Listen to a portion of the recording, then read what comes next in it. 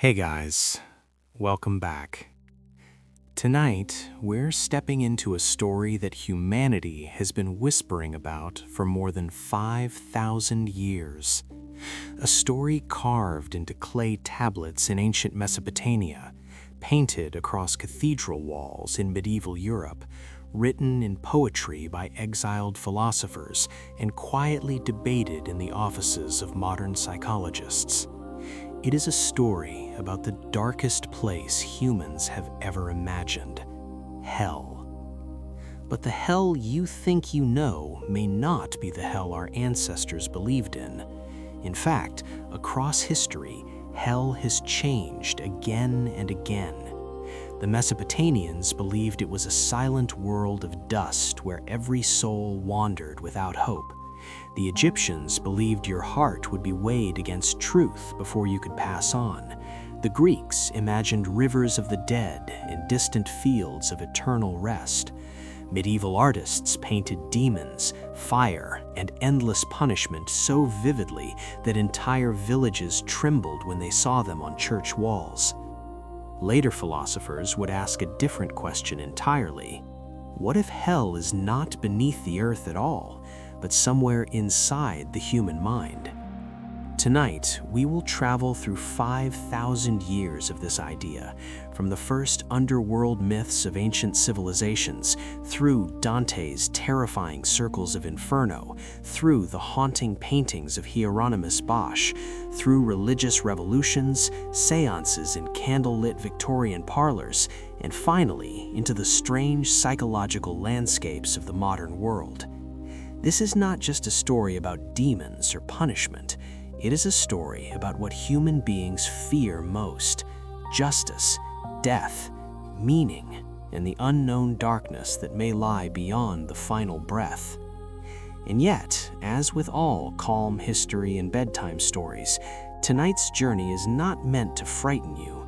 Instead, this history for sleep will gently guide you through centuries of imagination, belief, and mystery, allowing the past to unfold slowly while the mind begins to relax.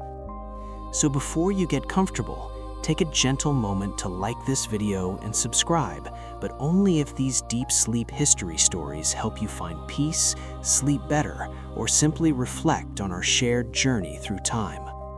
Now, close your eyes, settle into the quiet rhythm of the night, and let us begin our descent into 5,000 years of darkness. The very first hell ever recorded was not a place of punishment. There were no flames rising from black stone pits, no screaming souls, no demons standing guard with iron hooks or burning spears. The earliest humans who wrote about the afterlife imagined something far quieter and perhaps far more unsettling. The Sumerians called it Kur, sometimes Irkala, a shadowed realm beneath the earth where the dead sat in darkness and slowly ate dust. In the oldest surviving tablets of human writing, this ancient underworld appears not as a dramatic landscape of torment, but as a silent continuation of existence, a place where nothing truly happened and nothing ever changed. For those listening to this history for sleep, imagine the world 4,000 years before Christ, when the first cities of humanity were rising from the floodplains of southern Mesopotamia. The land between the Tigris and Euphrates rivers was wet, fertile, and unpredictable.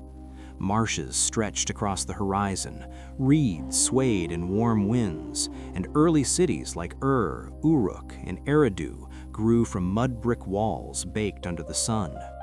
Within these cities lived scribes who pressed wedge-shaped symbols into wet clay tablets, creating the earliest written language humanity had ever known.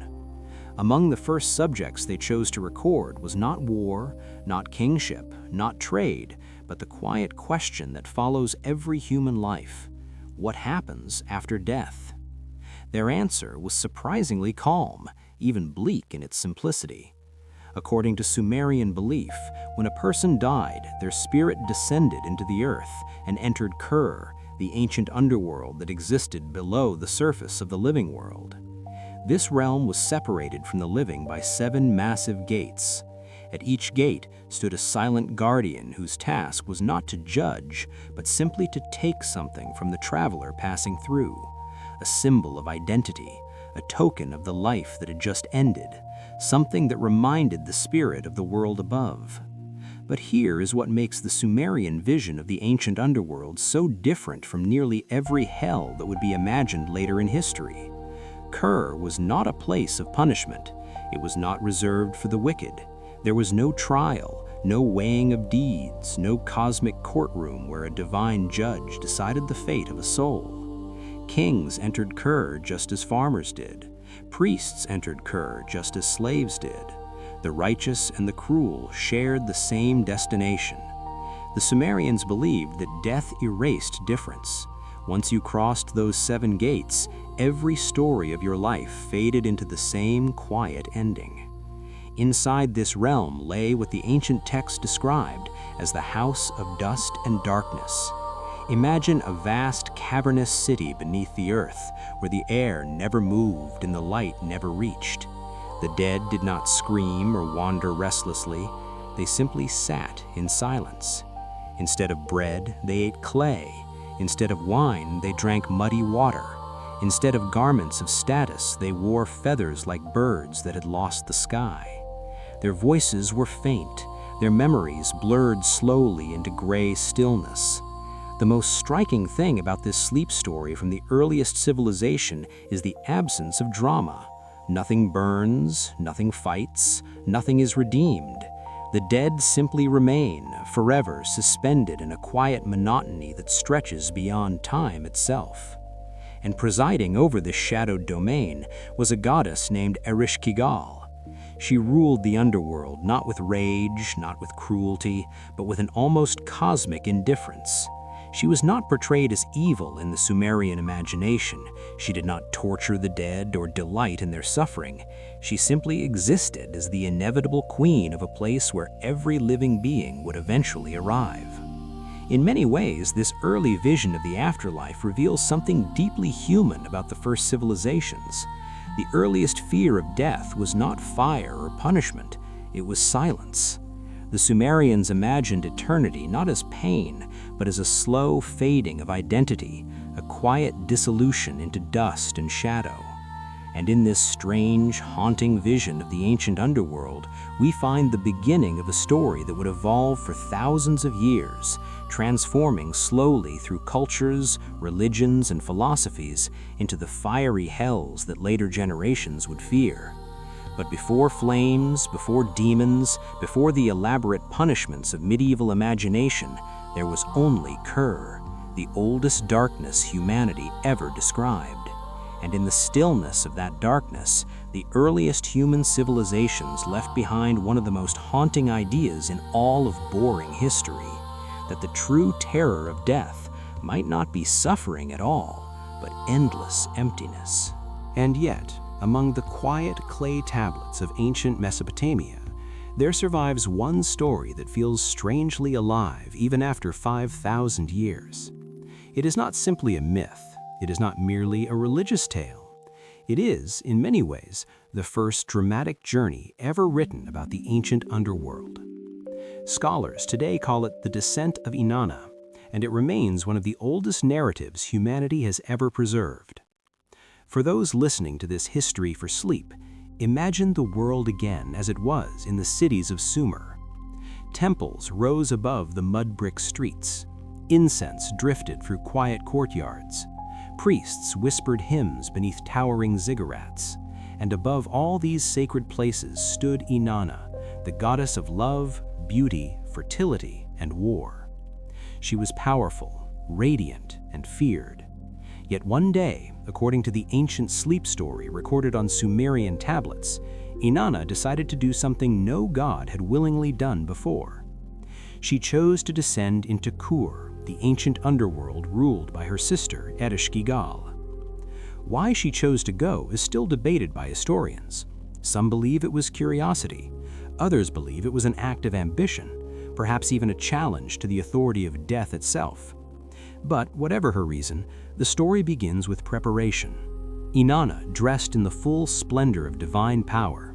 She placed a golden crown upon her head. Around her neck she hung a necklace of lapis lazuli, the deep blue stone treasured across Mesopotamia. She wrapped herself in royal robes and adorned her body with rings, breastplates, and sacred ornaments that symbolized her authority as a goddess. Only then did she approach the entrance to the ancient underworld.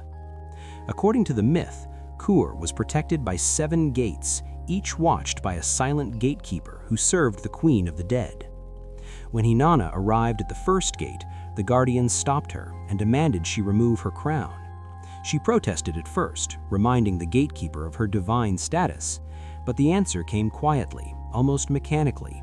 Such are the rules of the underworld. And so the crown was removed. At the second gate, her necklace was taken. At the third, her breastplate. At the fourth, her rings. At the fifth, her measuring rod of power. At the sixth, her royal garments. At the seventh and final gate, the last symbol of her divinity was stripped away. By the time Inanna entered the throne room of Ereshkigal, she stood completely naked, deprived of every emblem of identity and authority she had carried from the world above. And here, in this moment recorded thousands of years ago, the story of the ancient underworld reveals something hauntingly universal. Death does not negotiate. Death does not recognize power, wealth, or reputation. It simply removes everything, piece by piece, until nothing remains but the fragile being beneath the symbols. Ereshkigal, queen of the dead, watched her sister silently from the shadows of the house of dust and darkness. There was no rage in her judgment, no dramatic speech.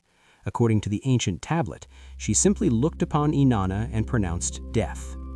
The goddess of love and war fell lifeless before the throne of the underworld. Her body was lifted and hung upon a hook on the wall, where it remained motionless in the silent halls of Kur. For the Sumerians who first heard this story thousands of years ago, the image must have been unforgettable. A goddess stripped of power, a divine being reduced to a silent body in the dust of the underworld. In that moment, the myth offered something deeper than fear. It offered a reflection of human vulnerability itself. In this quiet corner of boring history, long before medieval paintings of fire and demons, the first true portrait of hell had already appeared. It was not a landscape of torture. It was a place where identity dissolved, where status meant nothing, and where even the most powerful beings could be reduced to silence. And perhaps that is why this ancient sleep story endured across millennia. Because the Sumerians understood something many later civilizations would forget. The deepest fear of death is not pain. Pain eventually ends. The deeper fear is the loss of meaning, the fading of memory, the quiet realization that the world continues without you. Imagine the silence of that underworld for a moment, the dust drifting slowly through dark halls, the spirits sitting quietly in endless twilight, a goddess hanging motionless on a wall of clay, and somewhere above, far beyond the 7 gates, life continuing under the sun of Mesopotamia. But humanity would not keep this quiet vision of the afterlife for long. Far to the southwest, along the slow green waters of another great river, a different civilization was forming its own understanding of death. The Egyptians would imagine an afterlife not of dust and silence, but of judgment, scales, and a feather balanced against the human heart. And waiting beside those scales would stand a creature unlike anything the Sumerians had imagined. So, the Mesopotamians imagined death as silence, a dusty eternity beneath the earth where kings and farmers faded together into shadow. But far to the southwest, along the slow green river we now call the Nile, another civilization was building a very different vision of the afterlife. The Egyptians did something no culture before them had truly done. They made eternity personal. According to the beliefs recorded across thousands of years of Egyptian history, what happened after death was not decided by birth, by wealth, or by the family into which you were born. Instead, the fate of your afterlife would depend on something far more intimate. It depended on your own heart. and whether that heart was light enough to balance against a single feather on a scale held by a god with the head of a jackal. For those listening to this history for sleep, imagine the ancient Nile Valley more than 4,000 years ago. The river flooded gently each year, leaving behind rich black soil where fields of wheat and barley grew beneath the desert sun. Along its banks rose temples carved from limestone, columns painted in bright colors, and tombs designed to last for eternity. Egyptian civilization was obsessed with death, not because it feared the afterlife, but because it believed life continued beyond it.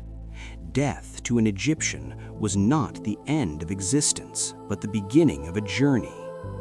When a person died, their soul, the Ba, separated from the body and began traveling through the Duat, the Egyptian underworld. Unlike the silent underworld of Mesopotamia, the Duat was alive with movement and danger. It was a strange, dreamlike landscape filled with winding rivers, shadowy gates, serpents that glowed in the dark, and lakes of fire that shimmered beneath an eternal twilight sky. But these were not punishments, they were challenges.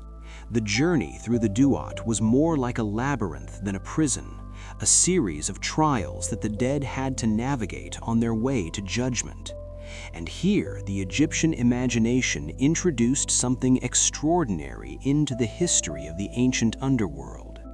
Knowledge could save you.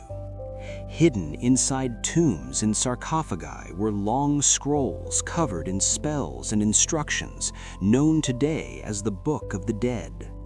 These texts were meant to guide the soul through the dangers of the Duat. They contained passwords for the gates, hymns to calm the guardian spirits, and secret names that allowed the traveler to pass safely through places that would otherwise destroy them. For those listening carefully to this history for sleep, pause for a moment and consider what that meant. Your eternal fate might depend not only on how you lived, but on whether your family could afford to bury you with the right words. Wealthy Egyptians filled their tombs with elaborate papyrus scrolls written by skilled scribes, hundreds of spells carefully copied in black and red ink. The poor, however, often enter the afterlife with little more than memory and hope. In a quiet and strangely human way, the Egyptian afterlife became the first system in history where knowledge, and sometimes wealth, could influence eternity itself. Yet even the most powerful pharaoh, armed with every spell and prayer imaginable, could not escape the final moment that awaited every soul.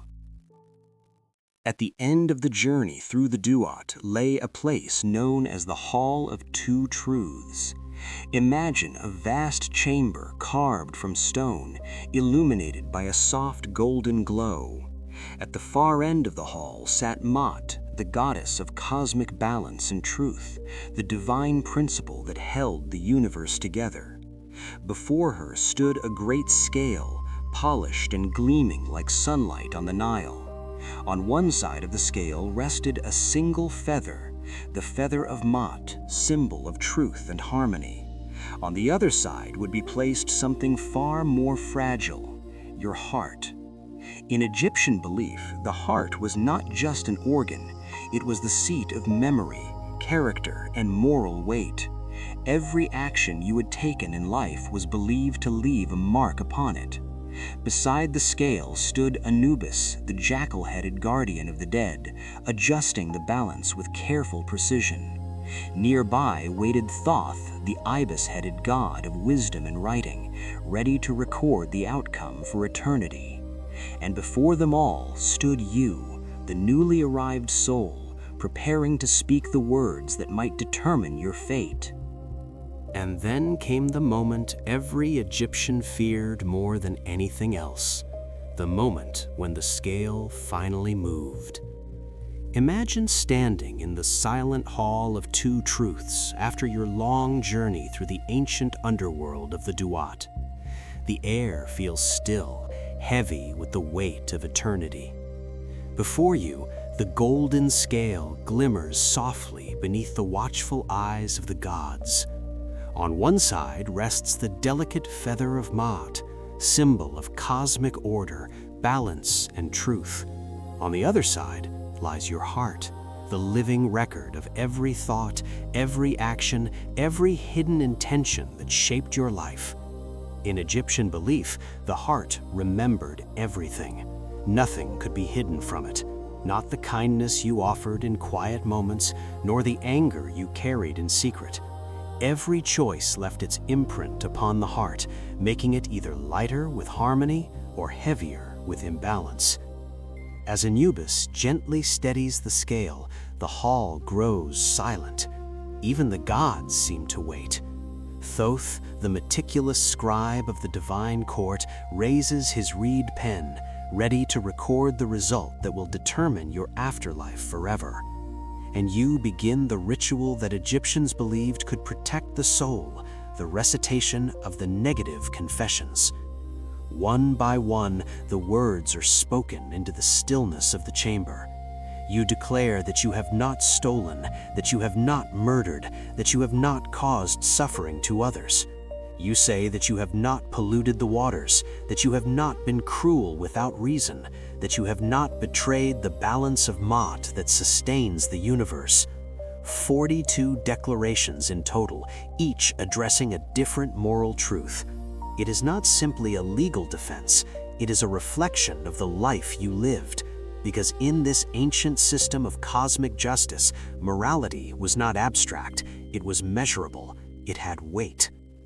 If the scale remains balanced, if your heart is light enough to match the feather of truth, something extraordinary happens. The gods nod in quiet approval, the doors of the Hall of Two Truths open, and you are allowed to pass into the Field of Reeds, a place the Egyptians imagined as the perfected reflection of earthly life. Green fields stretch beneath a golden sun. Gentle breezes move through tall reeds beside calm waters. Families are reunited, and work continues peacefully in a landscape where crops never fail and the Nile flows eternally.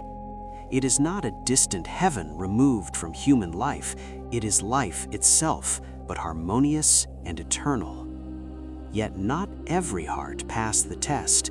Sometimes the scale tipped slowly, almost imperceptibly, as the heart sank heavier than the feather of Maat. And when that happened, something waited in the shadows beside the scale. The Egyptians called her Ammit. Her name meant simply the devourer of the dead. She was unlike any creature imagined in earlier visions of the ancient underworld. Her head was that of a crocodile, jaws wide and filled with teeth shaped by the Nile's most ancient predator. Her body was that of a lion, the powerful hunter of desert plains, and her hindquarters belonged to a hippopotamus, one of the most dangerous animals known to the people of Egypt. In Ammit, the Egyptians combined the three most terrifying beasts of their world into a single, impossible guardian of cosmic justice. She did not judge, she did not punish, she simply waited. If the heart proved heavier than truth, Anubis would lower it from the scale, and Ammit would devour it in a single motion. For those listening to this bedtime history, pause for a moment and consider what that truly meant. In many later religions, hell became a place of eternal suffering, where souls endured punishment without end. But the Egyptian imagination was far more final. Being devoured by Ammit did not lead to torture or endless fire. It meant something far more absolute. The soul ceased to exist. No memory, no consciousness, no continuation in the afterlife, just silence. The Egyptians feared what they called the second death. The first death was the death of the body, something all humans accepted as inevitable. The second death was the destruction of the soul itself, the erasure of identity from the cosmic order, to disappear completely, leaving no trace in memory, no echo in eternity. This is why Egyptian civilization invested so much effort in remembering the dead. Names were carved in stone. Tombs were decorated with scenes of daily life meant to preserve identity forever. Statues were placed in burial chambers so that the soul would always have a body to return to. Because in Egyptian belief, to exist in the afterlife, even imperfectly, was infinitely better than to vanish from existence altogether. And so the Egyptian vision of the afterlife introduced something new into the long human story of death. The Mesopotamians feared meaninglessness in a dusty underworld. The Egyptians feared annihilation. Yet even this vision of hell would not be the last transformation, because as centuries passed and civilizations rose across the Mediterranean, another culture began asking a very different question about eternity. Not whether the soul would suffer and not whether it would vanish, but whether eternity itself might become unbearably dull. The Egyptians feared annihilation, the terrible possibility that a soul might simply vanish forever if its heart proved too heavy on the scales of truth. But when we travel north across the Mediterranean and enter the world of ancient Greece, we find a civilization that imagined the afterlife in a quieter and more unsettling way. The Greek underworld was not a place of flames or torment. It was not even a place of silence like the dusty halls imagined by the Sumerians. Instead, it was a place of shadows, a vast, dim landscape where the dead wandered through gray fields beneath a sky that never changed, unable to feel the warmth of the sun, unable to fully remember the lives they once lived, unable even to die again. For the Greeks, who celebrated beauty, achievement, and glory above almost everything else, this endless fading into shadow was the most unsettling fate imaginable. Yet before we walk through those shadowed fields, we must first correct one of the most persistent misunderstandings in Western culture. The ruler of the Greek underworld, the god known as Hades, was not the devil. He was not a demon of punishment or cruelty. In fact, the Greeks rarely described him as evil at all. Hades was simply a ruler. His role in the cosmos was much like that of a king presiding over a distant province of the universe. The difference, of course, was that his kingdom lay beneath the earth and was populated entirely by the spirits of the dead. In the language of calm history, we might imagine Hades as a patient administrator of eternity. He did not hunt for souls. He did not condemn them. He merely received them. When a person died in the Greek world, their spirit began a journey downward into what the poets called the ancient underworld.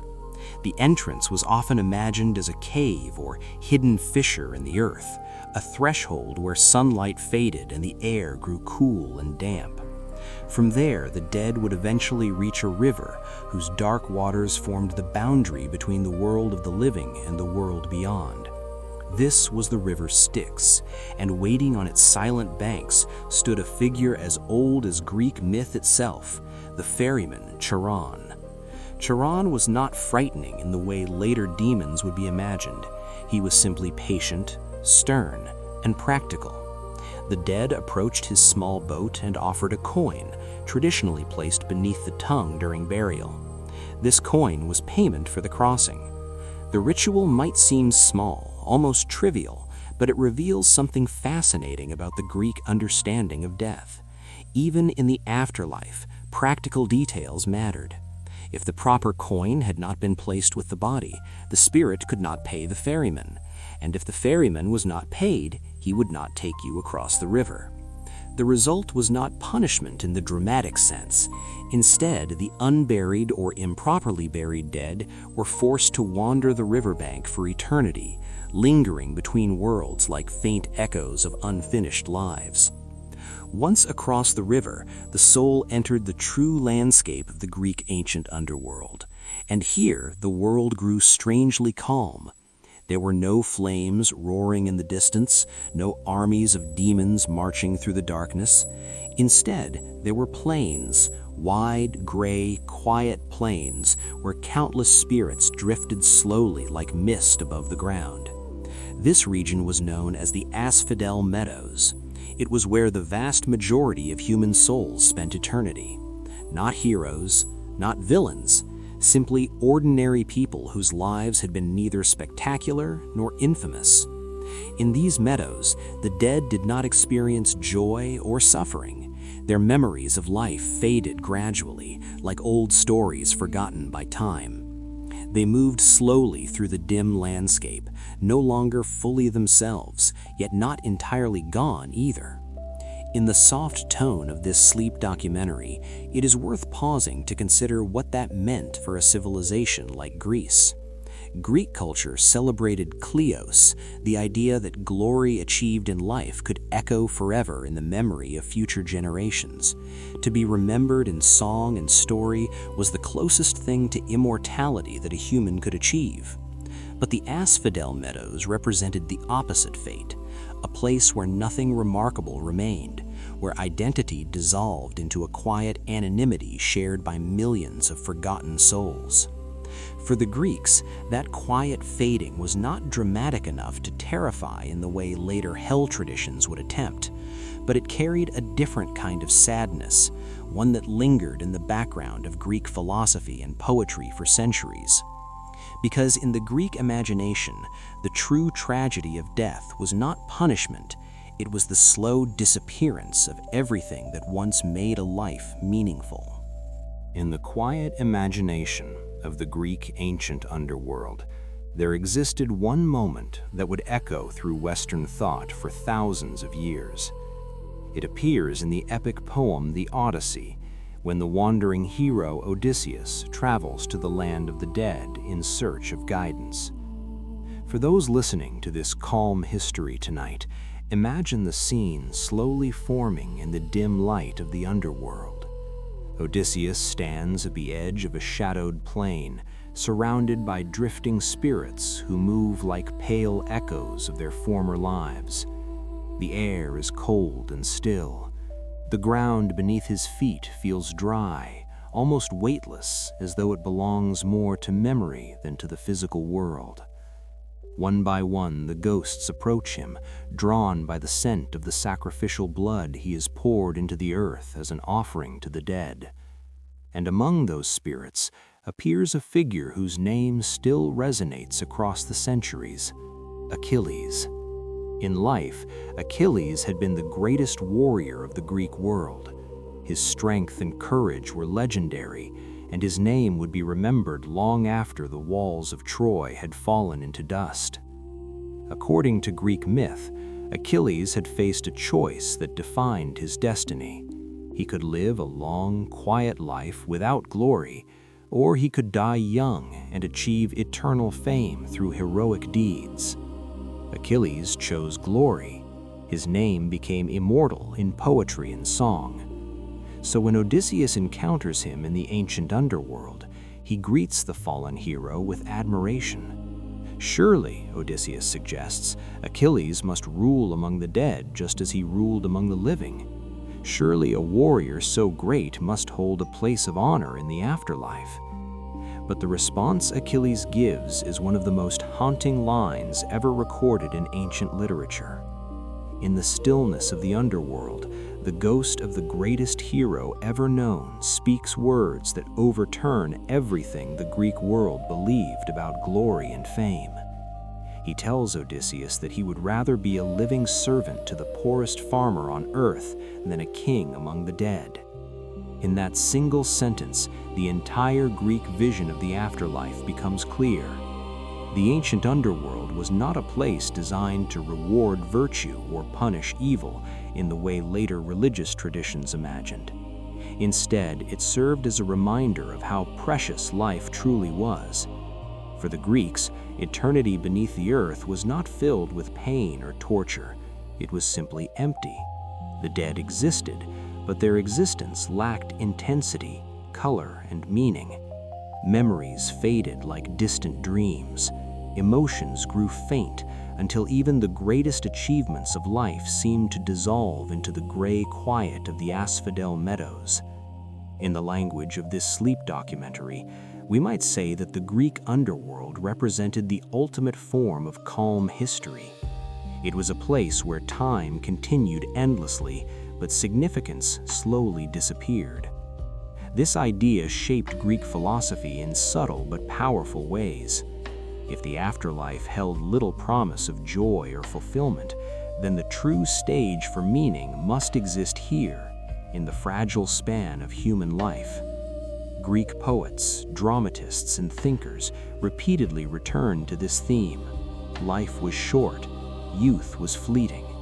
Beauty faded quickly beneath the passing years, but in those brief moments of sunlight, a person could achieve something that echoed beyond death through memory and story. That was kleos, the glory that might survive when the body did not.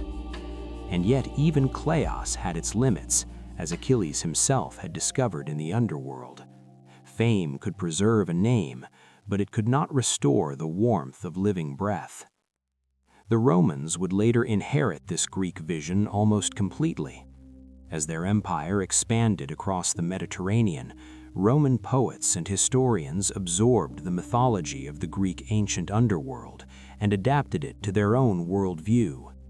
In the epic poem The Aeneid, written by the Roman poet Virgil, the hero Aeneas journeys through the underworld much as Odysseus had done centuries earlier.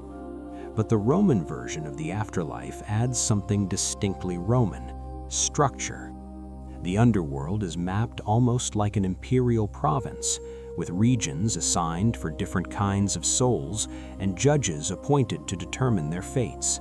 It reflects the Roman love of order, law, and administration.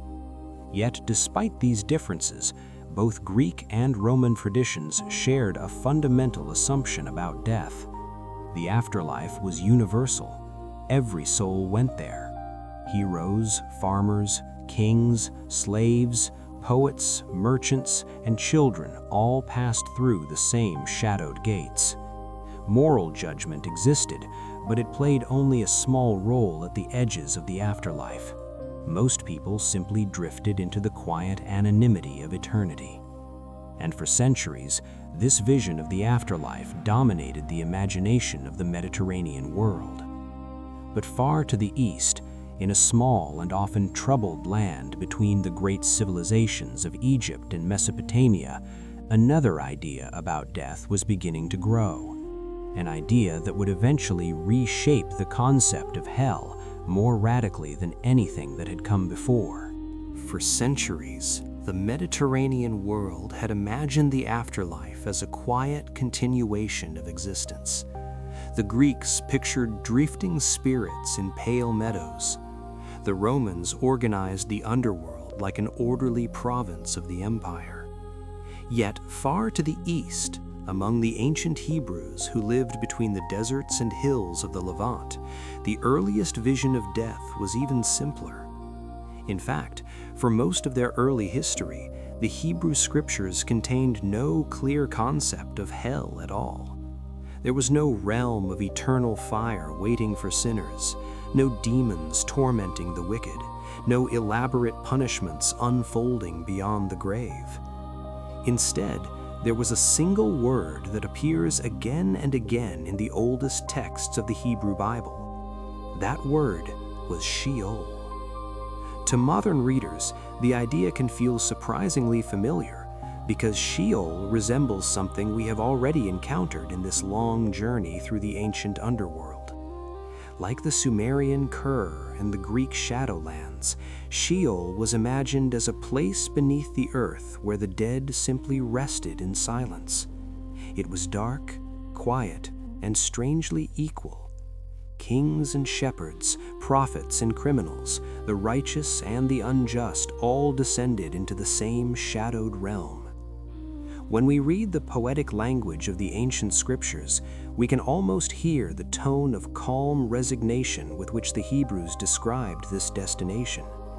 In the book of Job, one of the oldest philosophical texts in the Bible, the speaker longs for rest in what he calls the land of darkness and deep shadow, a land as dark as midnight.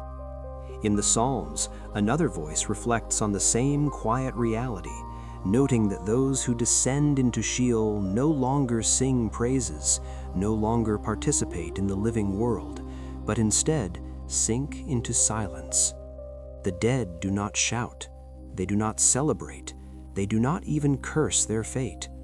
They simply exist in a dim stillness that lies beyond the reach of ordinary life.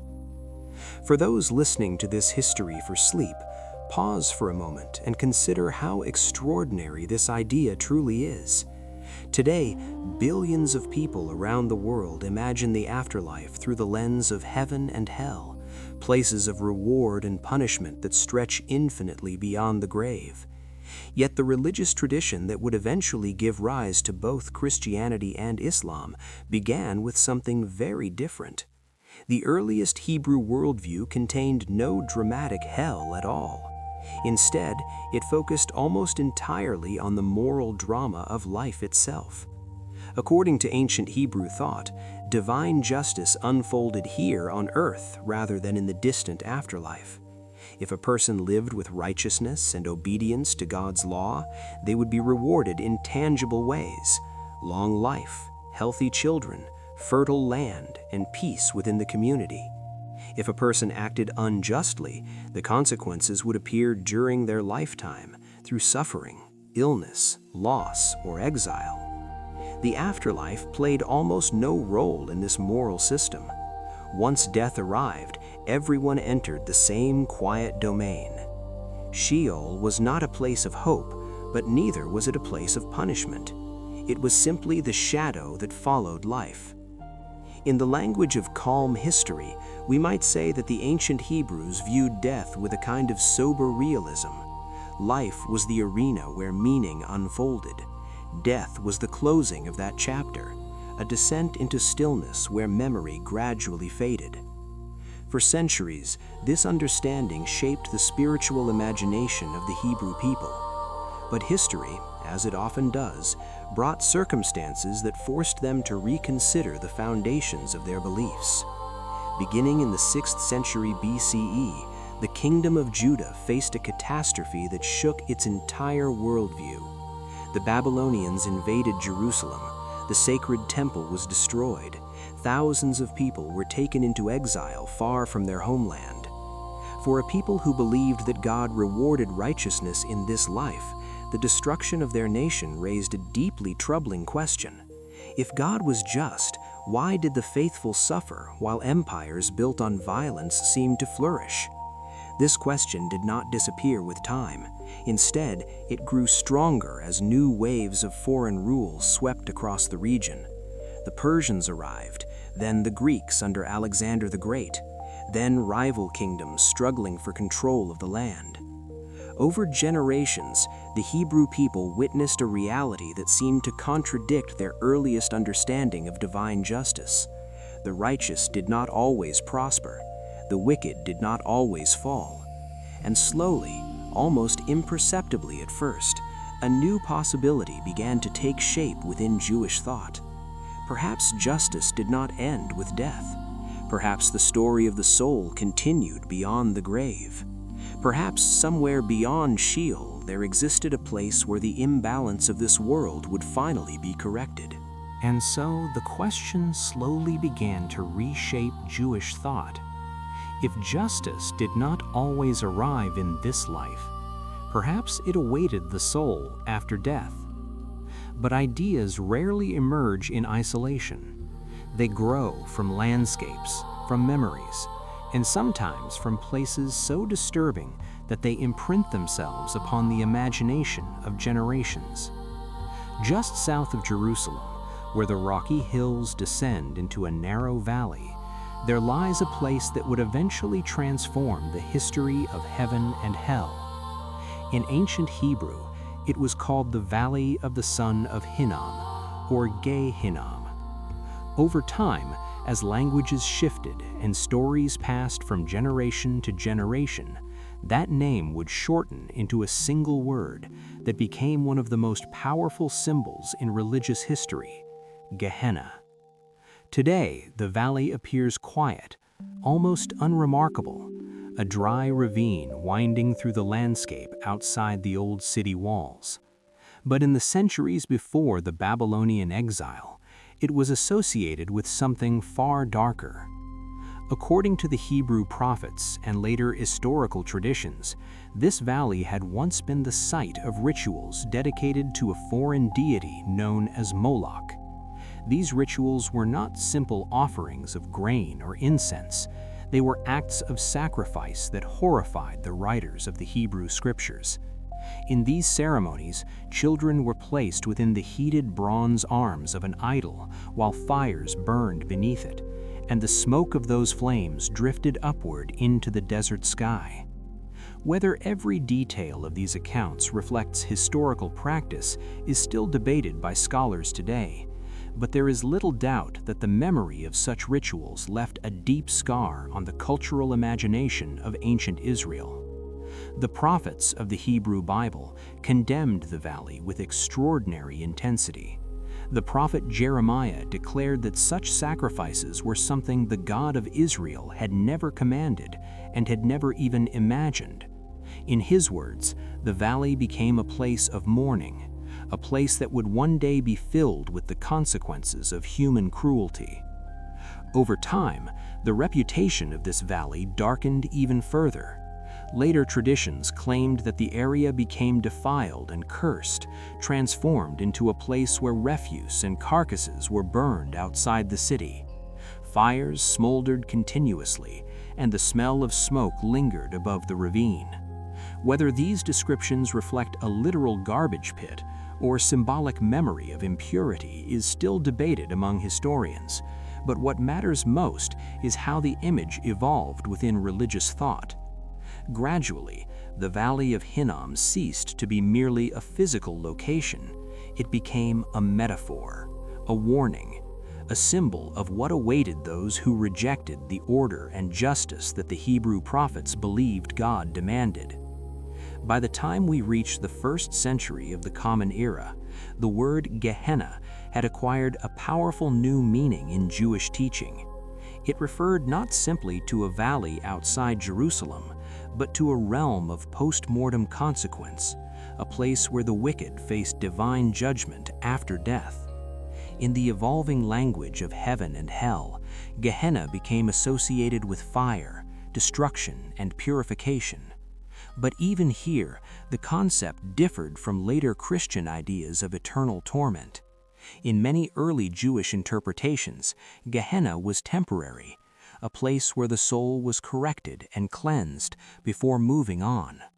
What mattered was not endless suffering, but the restoration of moral balance in the universe. Yet the imagery was vivid enough to leave a lasting impression. Fire that did not easily go out, smoke rising day and night, a valley remembered for cruelty and sorrow, transformed into a cosmic symbol of justice. In the quiet tone of this history for sleep, we can see how the idea of hell in Western culture did not begin as an abstract theological invention. It grew from a real landscape and a real memory of human violence. The transformation of Gehenna from a cursed valley into a symbol of the afterlife marked one of the most important turning points in religious history. Because once the idea of judgment after death took root, it opened the door to an entirely new understanding of divine justice. No longer confined to the uncertainties of earthly life, reward and punishment could now unfold beyond the grave. And from this soil, this valley carved into the hills south of Jerusalem, another tradition would soon emerge. A tradition that would carry the image of hell across continents and centuries, shaping the imagination of billions of people. It would grow within the teachings of a small Jewish movement in the 1st century, a movement that would eventually become Christianity. And with it, the fires of Gehenna would evolve into the most influential vision of hell the world had ever known. By the 1st centuries of the Common Era, the idea of hell had begun to change in ways that would shape the religious imagination of the Western world for nearly 2,000 years.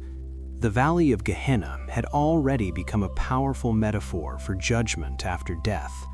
The teachings attributed to Jesus of Nazareth reference this image repeatedly, warning of a place where the fire was not quenched, where darkness lay beyond the reach of comfort, and where sorrow echoed in what the gospel writers described as weeping and gnashing of teeth.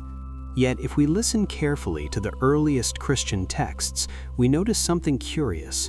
Jesus spoke of consequences beyond death, but he did not provide a detailed map of what that realm looked like.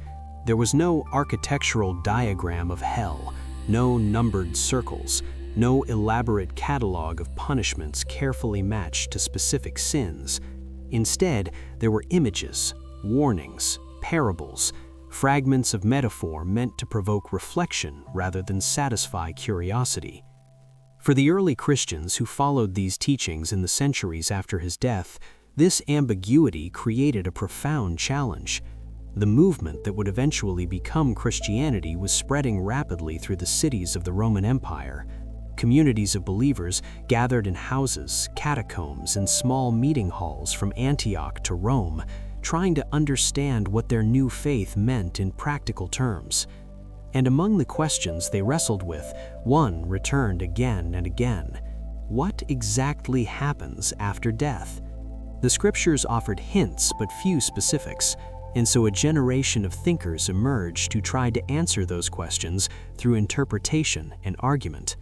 Today, we refer to them collectively as the Church Fathers, theologians who lived roughly between the 2nd and 5th centuries and whose writings helped shape the doctrine of Christian heaven and hell. Their debates were not abstract academic exercises. They were intense conversations about the nature of justice, mercy, and the ultimate fate of the human soul. One of the most fascinating voices in this early period was the 3rd century theologian Origen of Alexandria. Origen was widely regarded as one of the most brilliant intellectuals of the early Christian world. Educated in philosophy as well as scripture, he attempted to reconcile the idea of divine justice with the equally powerful idea of divine mercy. His conclusion was both radical and strangely hopeful. Origen proposed a doctrine known as apokatastasis, a Greek word meaning restoration. According to this view, the fires of hell were not meant to punish eternally, but to purify.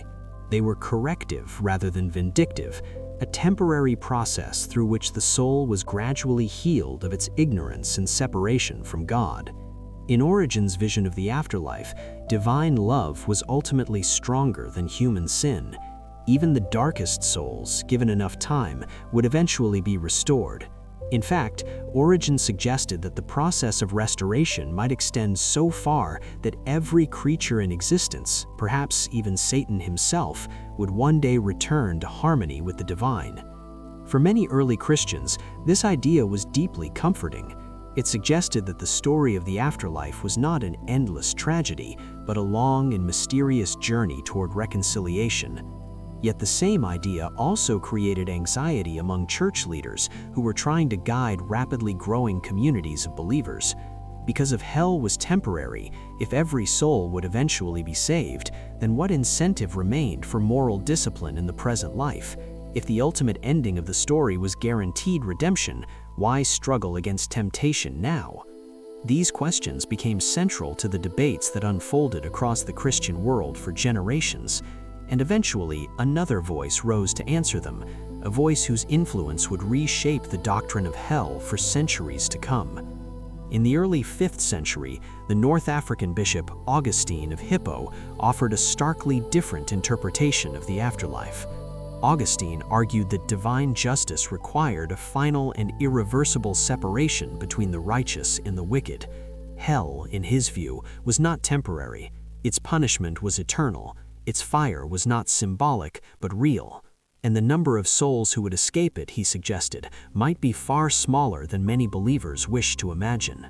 As the debates among the early church fathers continued, the idea of hell gradually began to take on a more vivid and structured form. For the first generations of Christians, the afterlife had remained somewhat mysterious. The teachings attributed to Jesus of Nazareth warned of judgment and spoke of Gehenna, but the precise nature of that realm remained open to interpretation. Some imagined it as a metaphor for spiritual separation from God. Others imagined a literal place of fire and darkness waiting beyond the grave. In this atmosphere of uncertainty, a remarkable text began circulating among Christian communities in the 2nd century. It was known as the Apocalypse of Peter, a visionary narrative that offered something the earlier scriptures had not provided, a guided tour of hell itself. For those listening to this history for sleep, imagine a reader in the early centuries of Christianity encountering such a text by the dim glow of oil lamps in a quiet room. The story describes the Apostle Peter being granted a vision of the afterlife, where heavenly rewards and infernal punishments are revealed in astonishing detail.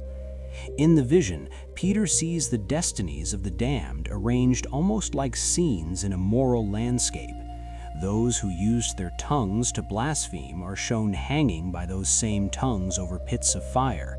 Those who misused their beauty to manipulate others are suspended by their hair above boiling mud.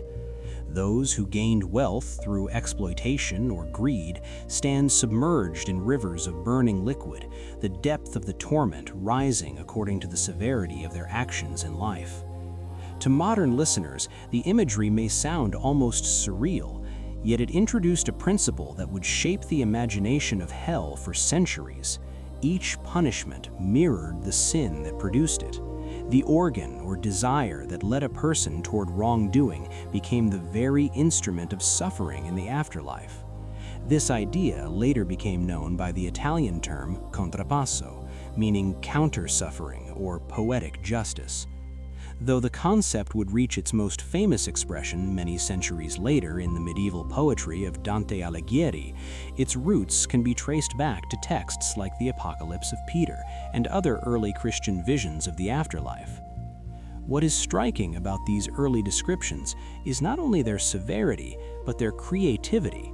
The authors who imagined these punishments did so with extraordinary narrative energy. Scene after scene unfolds like a symbolic drama in which moral choices are reflected with almost mathematical precision in the consequences that follow. For communities of believers struggling to understand the meaning of justice in a world filled with suffering, these vivid depictions offered a kind of reassurance. Even if injustice appeared to triumph in the present life, the universe itself remained morally ordered. Every action would eventually meet its consequence. In the quiet rhythm of this bedtime history, it is worth noticing how much imaginative attention early Christians devoted to hell compared with heaven. Descriptions of paradise tended to be simple: light, peace, reunion with God. But hell became a place of intricate detail, where every sin had its own landscape and every punishment told a story. Fear, it seems, inspired creativity more readily than bliss. Over time, these imaginative visions began to influence mainstream theology. While not every early Christian text was accepted as official scripture, the imagery they introduced gradually shaped the collective understanding of heaven and hell. The idea of eternal punishment, championed by theologians such as Augustine of Hippo, combined with the symbolic storytelling of texts like the Apocalypse of Peter to form a powerful narrative about the fate of the soul. Hell was no longer simply a shadowy realm like Sheol or a metaphor drawn from the Valley of Hinnom. It had become something far more defined, a place of eternal fire, a place of moral symmetry where sins were repaid with carefully crafted suffering, a place that stood as the dark counterpart to the promise of salvation. By the end of the 5th century, this vision of hell had largely solidified within Christian thought. It would inspire medieval art, sermons, and literature for centuries to come. Yet the story of hell was far from finished, because while Christian theologians were shaping their doctrines in the cities of the Roman world, another revelation was unfolding in the deserts of Arabia, and the hell described there would be even more detailed, even more structured, and in many ways even more terrifying than anything imagined before. Imagine a fire that burns for 70 years until it glows red. Then it burns for 70 more until it turns white with heat. And then it burns for 70 more until it becomes darker than night itself. In the Islamic tradition, that is only the first stage of the fire of Jahannam, and beneath it lie 6 more layers, descending deeper and deeper into a realm that believers across 14 centuries have imagined with remarkable clarity. Tonight, in this calm history told softly for those listening to history for sleep, we move slowly into that vision. We travel not through myth alone, but through a tradition shaped by scripture, theology, and centuries of reflection on the nature of justice and the afterlife. The story begins in the year 610 of the Common Era. In the rugged hills outside the ancient trading city of Mecca stood a small cave called Hira. Inside that cave, according to Islamic tradition, a 40-year-old merchant named Muhammad spent nights in meditation, seeking solitude and understanding in a world filled with tribal conflict and spiritual uncertainty. One night, the silence was broken by a presence described in Islamic belief as the angel Jibril. The encounter marked the beginning of the revelations that would later be compiled as the Quran. In those revelations, the afterlife was not left as an abstract idea. It appeared as a fully realized landscape. Paradise was described with gardens, rivers, and shade, and hell, known as Jahannam, appeared with structure, names, and levels descending one beneath another like vast chambers carved into the unseen depths of existence. For listeners drifting into a sleep story tonight, it is striking how complete this vision already was in the earliest Islamic texts. While Christian theology spent centuries debating the precise nature of hell, the Quran presented Jahannam with startling detail, almost from the beginning. The flames were described as fueled not only by firewood, but by human souls and stones. The air itself seemed alive with heat and smoke. And among the most haunting images was a tree that grew from the very bottom of hell. This tree was called Zakkum. Its fruits were described as resembling the heads of devils, grotesque and twisted. When the condemned were forced to eat from it, the fruit boiled inside their bodies like molten metal. Yet even within these vivid descriptions, there was a sense of cosmic order rather than chaos. Jahannam was not merely a pit of random suffering. It was organized. It had gates. It had guardians. And according to many classical interpretations, it had 7 descending levels, each associated with different forms of moral failure. The first level, often called simply Jahannam itself, was said to be reserved for believers who had committed serious sins yet still possessed faith. Their punishment, though terrible, was not always considered eternal. The Prophet Muhammad described even the lightest punishment in hell with chilling precision. A person standing with 2 burning embers beneath the soles of their feet, the heat so intense that their brain seems to boil. And yet, according to the narration, that would be the mildest suffering in Jahannam. Deeper levels carried names that echoed through Islamic scholarship for centuries: Laza, Al-Hutama, Sa'ir, Sakar, Al-Jahim, and the deepest of all, Al-Hawiya. Each name carried images of fire, collapse, or abyss. But what makes this vision fascinating from a historical perspective is not only the severity of its imagery, it is the architecture of justice it reflects. The Quran repeatedly emphasizes that divine judgment is precise. Nothing escapes it. Even the smallest action is recorded. And this concept transformed the way many believers imagined the ancient underworld. In earlier civilizations like Mesopotamia or Greece, the afterlife was often vague and universal. In the Islamic tradition, however, the afterlife became intensely moralized. Every soul would face a reckoning. Yet the journey toward that reckoning was not immediate. According to Islamic teachings, every soul must pass across a bridge stretched above hell itself. This bridge is known as al-Sirat. It is described as thinner than a strand of hair and sharper than a sword. The righteous cross it swiftly, some said as fast as lightning. Others move more slowly, trembling with every step, and some slip entirely, falling into the fires below.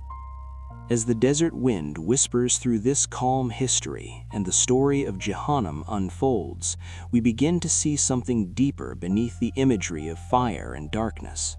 Hell in the Islamic imagination was not only a warning about punishment, it was also a reflection of moral accountability in a universe where every action matters. And that idea, carried through centuries of sermons, poetry, and theology, would shape how millions of believers understood justice, mercy, and the mystery of the afterlife. As the centuries passed after the revelations of the Quran, the idea of Jahannam did not remain frozen in Scripture alone.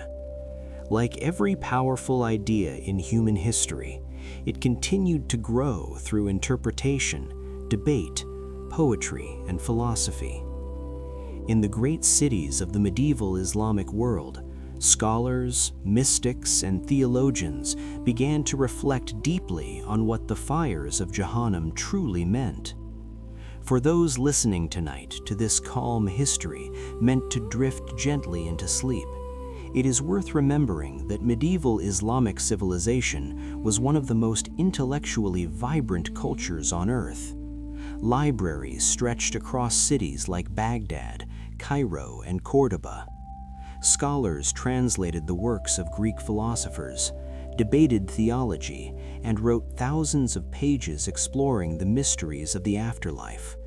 And in those discussions, the question of hell was never simply about fear, it was about justice.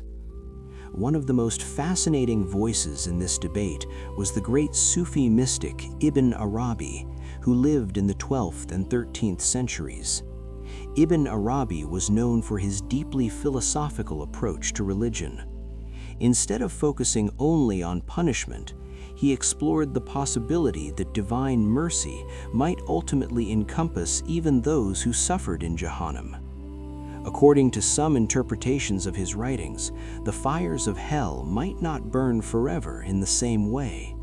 Over vast stretches of cosmic time, he suggested, the souls within Jahannam might adapt to their condition.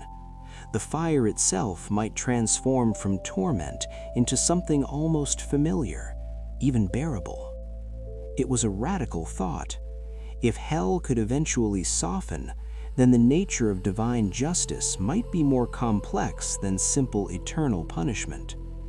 This idea was controversial, and not all scholars accepted it. Yet it reveals something important about the intellectual diversity within Islamic thought. Even within traditions that described hell in vivid detail, there remained voices asking whether divine mercy might reach further than human imagination expected. Another towering figure in Islamic theology approached the question differently. The Persian scholar al-Ghazali, writing in the 11th century, devoted extensive attention to describing the afterlife with careful precision. Al-Ghazali believed that vivid descriptions of paradise and Jahannam served an essential purpose. Human beings, he argued, are creatures who respond to images and stories more strongly than abstract principles. If the consequences of moral choices remained invisible, people might ignore them. But when the mind could imagine the fire of Jahannam or the gardens of paradise, the moral universe became tangible. In this sense, the imagery of hell functioned almost like a mirror reflecting human behavior. Every action in life had weight, every decision left a mark on the soul, and the vivid narratives of Jahannam reminded believers that justice was woven into the structure of the cosmos itself.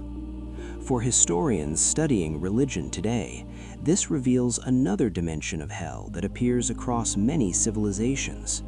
hell is never only about punishment after death. It is also about guiding behavior during life. In medieval societies, where laws were often enforced through faith rather than centralized governments, visions of the afterlife carried extraordinary power. They shaped ethics, encouraged charity, discouraged cruelty, and reinforced the idea that moral actions mattered even when no human authority was watching. Yet beneath the flames and warnings, there was always another layer. Many Islamic scholars emphasized that the ultimate purpose of religion was not fear, but transformation. The Quran itself repeatedly balances descriptions of Jahannam with descriptions of divine mercy. Paradise and hell appear side by side, like two horizons shaping the journey of the soul. In the quiet rhythm of this bedtime history, we begin to see that the story of Jahannam is not merely about fire. It is about responsibility. It is about the belief that human life carries meaning beyond the moment. And like every other vision of the ancient underworld we have explored tonight, from the silent dust of Sumer to the scales of Egypt and the shadows of Greece, Jahannam reflects a civilization's deepest question. How should we live, knowing that one day our lives will be judged? And as the desert wind settles and the flames of this imagined realm fade gently into the distance, the story of hell prepares to change once again. Because in medieval Europe, artists and poets would soon take the Christian vision of hell and transform it into something far more elaborate, far more visual, and far more unforgettable than anything the ancient world had ever seen. In much of the Western imagination, hell is final, a place where the soul is sent and where it remains forever. But as our history for sleep journey moves eastward across Asia, the concept of hell begins to change in a profound way. In both Buddhism and Hindu traditions, the realms of punishment are not eternal prisons. They are destinations within a vast cosmic cycle. In these traditions, a soul is not sentenced to hell permanently. Instead, it is reborn there, carried by the natural momentum of karma. And once the consequences of those actions have been fully experienced, the soul moves on again, reborn somewhere else within the endless turning of existence. Yet the fact that Naraka is temporary should not make it sound gentle, because the time spent there is measured not in years or centuries, but in spans so vast that they stretch the imagination beyond comfort. Tonight, as we continue this calm history designed to accompany sleep stories and bedtime reflection, imagine a quiet temple somewhere in ancient India or Sri Lanka. The air carries the faint scent of incense. Somewhere in the distance a bell rings softly, and within the sacred texts of Buddhism, the geography of Naraka begins to unfold. Unlike the hell of many Western religions, Naraka is not created by an angry god or overseen by a divine judge who weighs your sins. Instead, it is the natural result of karma, the moral law that shapes existence across lifetimes. According to Buddhist teaching, every action leaves an imprint on consciousness. Acts of compassion plant seeds of peace. Acts of cruelty plant seeds of suffering. And when the weight of those seeds becomes heavy enough, a being may find itself reborn within one of the hell realms known collectively as Naraka. Classical Buddhist cosmology describes 16 principal hells, divided into 2 great groups, 8 hot hells and 8 cold hells. Each realm represents a different expression of suffering created by the momentum of harmful actions. The first of the hot hells is known as Sanjiva, often translated as the reviving hell. In this realm, beings are torn apart again and again, their bodies shattered by blades, mountains, or weapons. Yet the moment the body is destroyed, it is instantly restored, allowing the process to repeat endlessly. This cycle of destruction and restoration continues for unimaginable spans of time. Some ancient Buddhist texts attempt to explain this duration through comparisons rather than numbers. They speak of periods equivalent to trillions of human years, reminding listeners that in the scale of cosmic existence, time itself stretches far beyond ordinary human experience. And Sanjiva is only the first level. Deeper still lies Kala Sutra, the black thread hell, where the bodies of the condemned are marked with dark lines before being cut apart along those lines with burning saws and axes. Beyond that is Sangata, where immense mountains collide together, crushing the beings caught between them. The mountains separate, only to crash together again, repeating the same crushing force over and over. At the deepest level of the hot hells lies Avicii, often translated as the hell of uninterrupted suffering. In this realm, there is no pause between moments of pain, no interval of relief. The suffering flows continuously like a river of fire without a single break. According to Buddhist tradition, Avicii is reserved for the gravest moral transgressions, killing one's parents, harming a fully enlightened being, or causing deep division within the spiritual community. Yet even Avicii, terrifying as it sounds, remains part of the temporary cycle of existence. When the karmic force that brought a being there has finally been exhausted, rebirth becomes possible once again. And beyond the hot hells lie the cold hells, realms of suffering shaped not by fire, but by unimaginable freezing cold. In these places, the body cracks, blisters, and shatters under temperatures so extreme that language struggles to describe them. The first cold hell is known as Arbuda, where the cold causes the skin to swell with painful blisters. In the next level, Nirarbuda, those blisters burst open. Further still, the skin turns blue like the petals of a lotus, until finally it splits apart like frozen blossoms breaking into fragments of ice. For those listening quietly tonight, the descriptions may sound severe, yet they were never intended simply to terrify.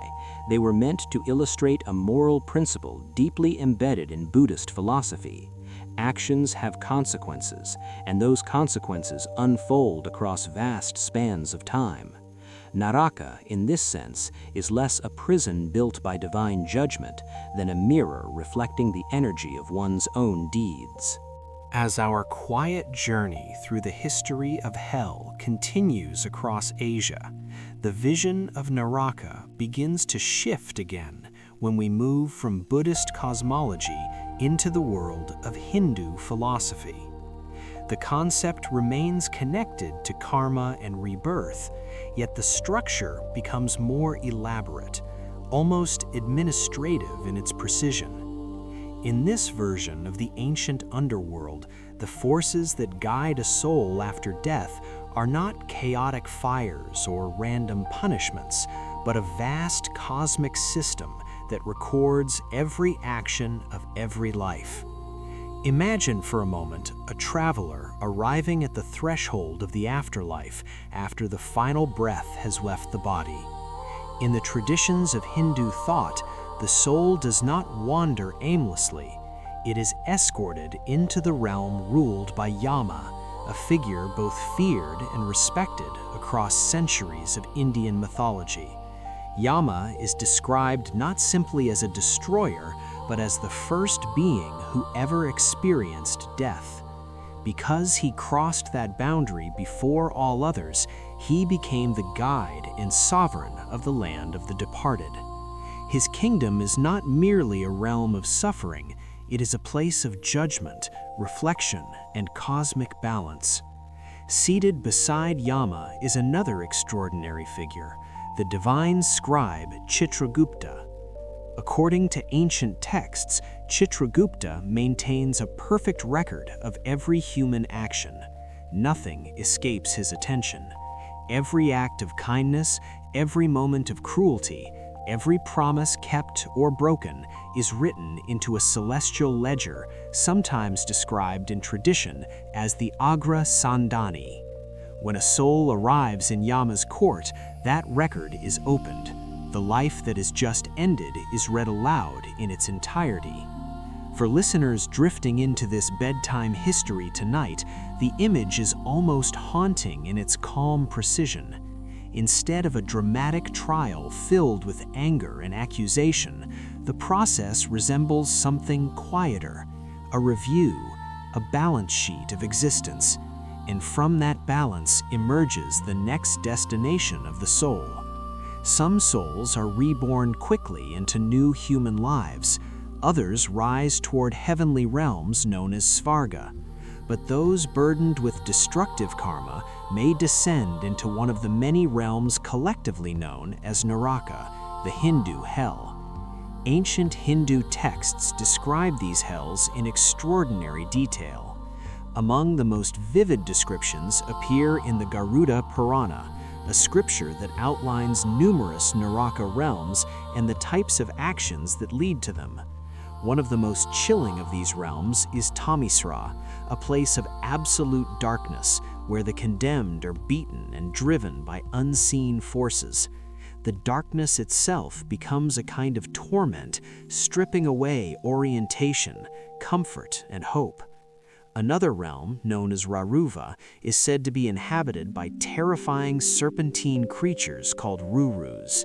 These beings pursue and devour those who caused suffering to other living creatures during life. The symbolism here is unmistakable. Harm inflicted upon the innocent returns in another form. Yet perhaps the most important philosophical distinction between Eastern and Western visions of hell appears here. In many Western traditions, hell is final, a permanent exile from divine grace. But in Hindu cosmology, Naraka is never eternal. No matter how severe the suffering, the stay within these realms eventually ends when the karmic consequences of past actions have been fully experienced. The soul then leaves Naraka and continues its journey through the cycle of samsara, the endless wheel of rebirth that carries beings through countless forms of existence. This difference transforms the emotional meaning of hell itself. In Western traditions, hell represents absolute despair, a place without escape. In the Eastern worldview, even the deepest suffering remains part of a larger cosmic rhythm. The universe is not a static courtroom issuing eternal sentences. It is a vast, unfolding process in which consciousness evolves through experience. For those listening tonight to this calm history meant to guide sleep, there is a strange and almost comforting thought hidden inside these ancient ideas. Even the darkest realms of Naraka are temporary.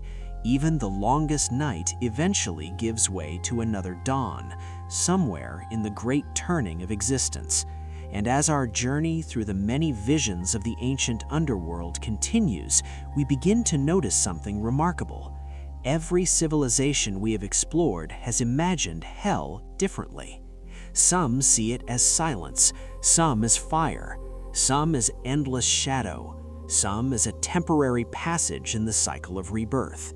Yet beneath all these visions lies the same quiet human question that has echoed through 5,000 years of storytelling. What happens after the final breath, and what does justice look like beyond the limits of a single lifetime? In the year 1302, a man walked out of the gates of Florence and never returned. His name was Dante Alighieri. At the time, he was not yet the legendary poet we remember today. He was a politician, a philosopher, and a citizen deeply entangled in the violent factional struggles of medieval Italy. Florence in the 13th century was not the romantic city of art and cathedrals we imagine today. It was a battlefield of rival political factions known as the Guelphs and the Ghibellines, and even within the Guelph party there were bitter divisions. Dante belonged to the White Guelph faction, a group that opposed the increasing influence of the papacy in Florentine politics. When the rival Black Guelph faction seized control of the city in 1302, Dante was accused of corruption and treason. The sentence was brutal. If he ever returned to Florence, he would be burned alive. And so Dante spent the rest of his life wandering through Italy as an exile, moving from court to court, carrying with him not wealth or power, but an idea that would reshape the Western imagination of hell for centuries to come. During those long years of exile, he began writing what would later be known as the Divine Comedy. The work was divided into 3 great journeys: Inferno, Purgatorio, and Paradiso, Hell, Purgatory, and Heaven. But it was the first part, Inferno, that captured the human imagination with an intensity unmatched in medieval literature. In the quiet rhythm of this history for sleep, imagine Dante walking along a lonely road beneath the stars, shaping in his mind the geography of an afterlife more detailed than anything the world had seen before. His hell was not a vague spiritual state, it was architecture. It had levels, landscapes, rivers, monsters, guardians, and a precise moral logic governing every punishment. Dante imagined hell as a gigantic funnel-shaped abyss carved deep beneath the city of Jerusalem. According to his poetic vision, the abyss was created when Satan was cast out of heaven and struck the earth with such force that the ground collapsed inward, forming the vast descending crater that became hell. Each level of this abyss corresponded to a different category of sin. The further one descended, the more calculated and destructive the sins became. At the entrance stood a famous inscription carved above the gate: "Abandon all hope, ye who enter here." Yet Dante's hell was not merely a work of theological imagination. It was also a deeply personal and political text.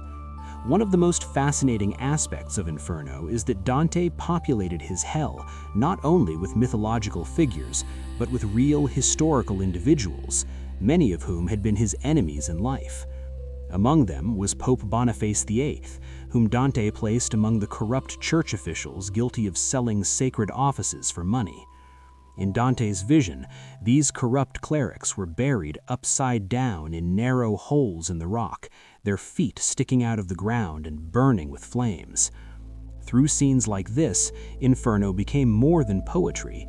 It became political commentary, disguised as spiritual literature. But beneath the satire and the anger lay something deeper, a system of moral symbolism so powerful that it would redefine how Western culture imagined hell. The first circle of Dante's hell was Limbo, a quiet region reserved for virtuous souls who had lived before the arrival of Christianity or who had never been baptized. Here, Dante placed great philosophers and poets of the ancient world: Homer, Socrates, Aristotle. Their punishment was not physical torment, but eternal longing. They lived in a dim twilight, aware that they would never experience the divine presence they had spent their lives seeking. The second circle introduced a different kind of suffering. This was the realm of lust, where souls were swept endlessly through violent winds. The storm never stopped. Dante described it as a whirlwind that carried the lovers through darkness, just as passion had carried them beyond reason during their lives. In this circle, Dante encountered the tragic lovers Francesca da Rimini and Paolo Malatesta, whose forbidden love had led to their deaths. Their story became one of the most emotionally powerful moments in the entire poem. As Francesca tells Dante how reading a romantic story together led to their first kiss, the poet himself is so overwhelmed by compassion that he collapses and faints. In that moment, the medieval vision of hell becomes strangely human. The punishments remain terrifying, yet the souls within them still speak, remember, and suffer with emotions that echo the lives they once lived. And it is precisely this emotional depth that made Dante's Inferno unforgettable. For the first time in the history of the ancient underworld, hell was not merely a place of punishment, it was a narrative landscape where every sin had a story and every soul had a voice. So Dante and his guide continue descending through the vast funnel of hell. The atmosphere grows darker, colder, and more unsettling with each step. The journey is no longer simply about witnessing punishment. It becomes a gradual exploration of human nature itself, a quiet meditation on the ways in which small moral failures can grow into deeper and more destructive forms of harm. For those listening tonight to this calm history designed to accompany sleep, imagine the echo of footsteps along stone paths carved deep beneath the earth. Torches flicker against ancient rock. The air becomes heavier as the travelers descend toward the deeper circles described by Dante Alighieri in his unforgettable vision of the medieval underworld. The third circle reveals the souls of those consumed by gluttony during life. Here, the ground is covered in foul, icy mud, and an endless rain falls from a dark sky. The rain is not gentle, it is cold and relentless, mixing with the mud to create a landscape of decay and discomfort. Above the suffering souls stands the monstrous guardian Cerberus, the three-headed hound borrowed from ancient Greek mythology. Each of its mouths howls with hunger as it tears at the spirits lying helpless in the mire. Yet even here, Dante's hell remains strangely symbolic. Those who once lived only for excess and indulgence now exist in a landscape of endless consumption and filth. Deeper still lies the fourth circle, where the sin of greed reveals itself in a strangely mechanical punishment. The souls here push enormous weights across the ground, straining with all their strength as they roll the heavy stones toward one another. When the stones collide, the souls shout accusations at their opposite numbers before turning around and pushing the weights back again. The motion repeats endlessly, a bleak reflection of the endless accumulation that once defined their lives. Further downward flows the river Styx, dark and thick like tar. This marks the fifth circle, the realm of wrath. On the surface of the water, the violently angry souls fight and claw at one another in eternal conflict. Beneath the water lie the sullen, those who suppressed their anger during life until it turned inward. Their muffled voices bubble beneath the mud as they struggle in silent resentment. The journey then reaches the gates of the sixth circle, where Dante encounters the city of Dis, a dark fortress glowing red against the horizon. Within its walls lie the souls of heretics, imprisoned inside burning tombs that stretch across the landscape like a graveyard of fire. The flames illuminate a truth about Dante's moral universe. The deeper the sin, the more deliberate and intellectual its rebellion against divine order. Beyond the city of Dis, the structure of hell changes again. The seventh circle is divided into 3 rings, each representing a different form of violence. In the first ring, those who committed violence against others boil in a river of blood, watched over by centaurs armed with bows. In the second ring are those who committed violence against themselves. These souls do not even possess human bodies anymore. They have become twisted trees growing in a haunted forest. When harpies tear at the branches, the trees bleed and cry out in pain. The symbolism is hauntingly poetic.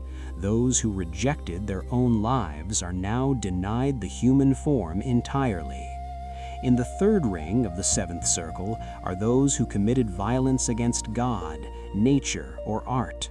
They wander across a burning desert beneath a rain of fire that falls slowly from the sky like crimson snow. But the journey is far from over. The eighth circle, known as Malebolge, is perhaps the most elaborate region of Dante's hell. It contains 10 deep trenches, each holding a different category of fraud. Here, Dante's imagination becomes almost surreal in its creativity. Flatterers drown in rivers of filth. Corrupt officials are submerged in boiling pitch.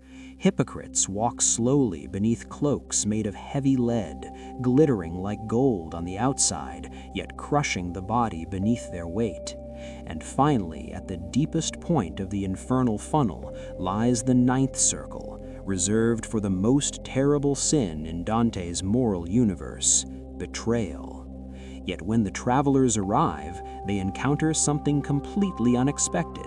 There is no fire here, no flames. Instead, the entire circle is frozen beneath a vast lake of ice called Cocytus. The souls trapped here are immobilized within the ice, their tears freezing in their eyes. The cold represents the total absence of love, the ultimate opposite of divine warmth. At the very center of this frozen abyss stands Satan himself, not as a triumphant ruler of hell, but as its greatest prisoner. In Dante's vision, Lucifer is a gigantic creature trapped waist-deep in the ice, his massive wings beating slowly and endlessly. Ironically, the wind created by those wings is what keeps the lake frozen. In his 3 mouths, he chews eternally on 3 figures: Judas Iscariot, who betrayed Christ, and the Roman conspirators Brutus and Cassius, who betrayed Julius Caesar. It is a chilling conclusion to Dante's vision. The deepest hell is not fire, but ice, not chaos, but stillness, not triumph, but imprisonment. Satan is not the king of hell, he is its most broken captive. And in that quiet, frozen center of the medieval imagination, Dante leaves us with a final thought that continues to echo through centuries of literature and theology. The greatest evil is not passion, anger, or even violence. It is betrayal, the deliberate destruction of trust, the cold abandonment of loyalty, the moment when love itself freezes into silence. Before the invention of horror films, before the strange landscapes of video games, before the endless images of the internet, there was only one place where ordinary people could see hell with their own eyes. They stepped inside a church. The air smelled faintly of candle smoke and damp stone. The sound of footsteps echoed across the floor. And when they turned toward the western wall, they saw it, an enormous painting of the Last Judgment. Demons dragging screaming souls, boiling cauldrons of fire, monsters swallowing the damned whole. For many people living in medieval Europe, these terrifying images were not decoration, they were education. Tonight, as our calm history continues in this History for Sleep journey, imagine a farmer entering a church sometime in the 14th century.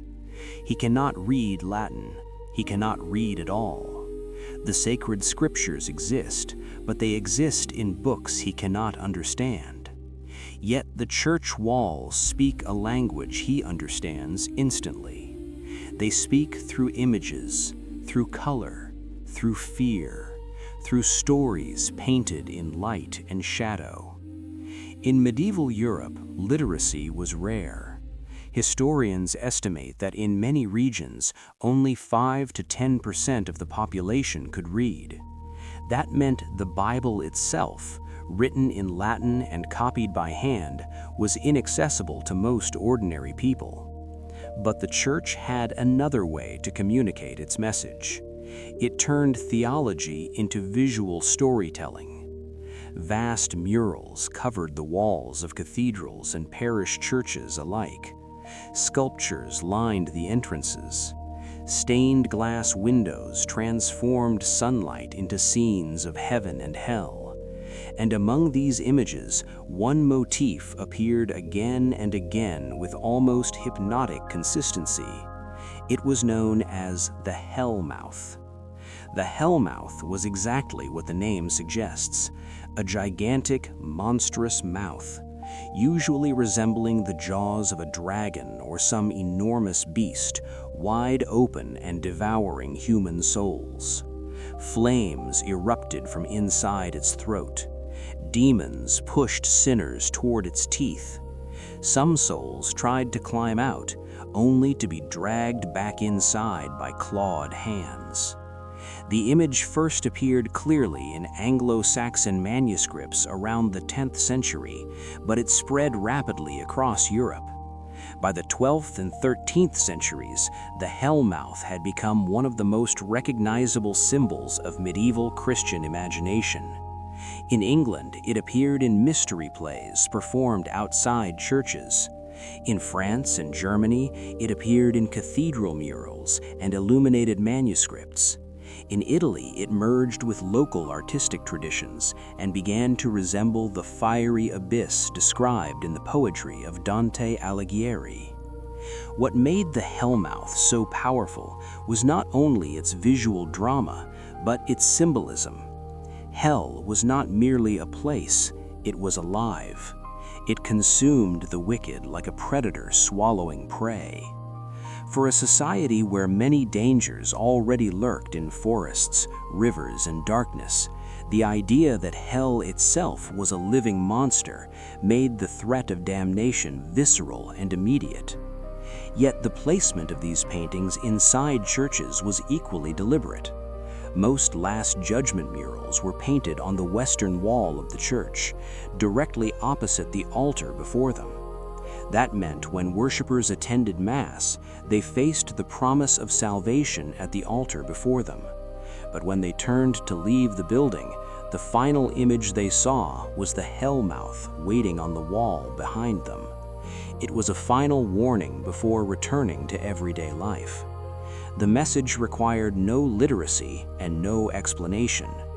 The choice between salvation and damnation was written across the stone walls themselves. In this sense, medieval hell art functioned as one of the earliest forms of mass communication in European history. It translated theology into a visual language that even a child could understand.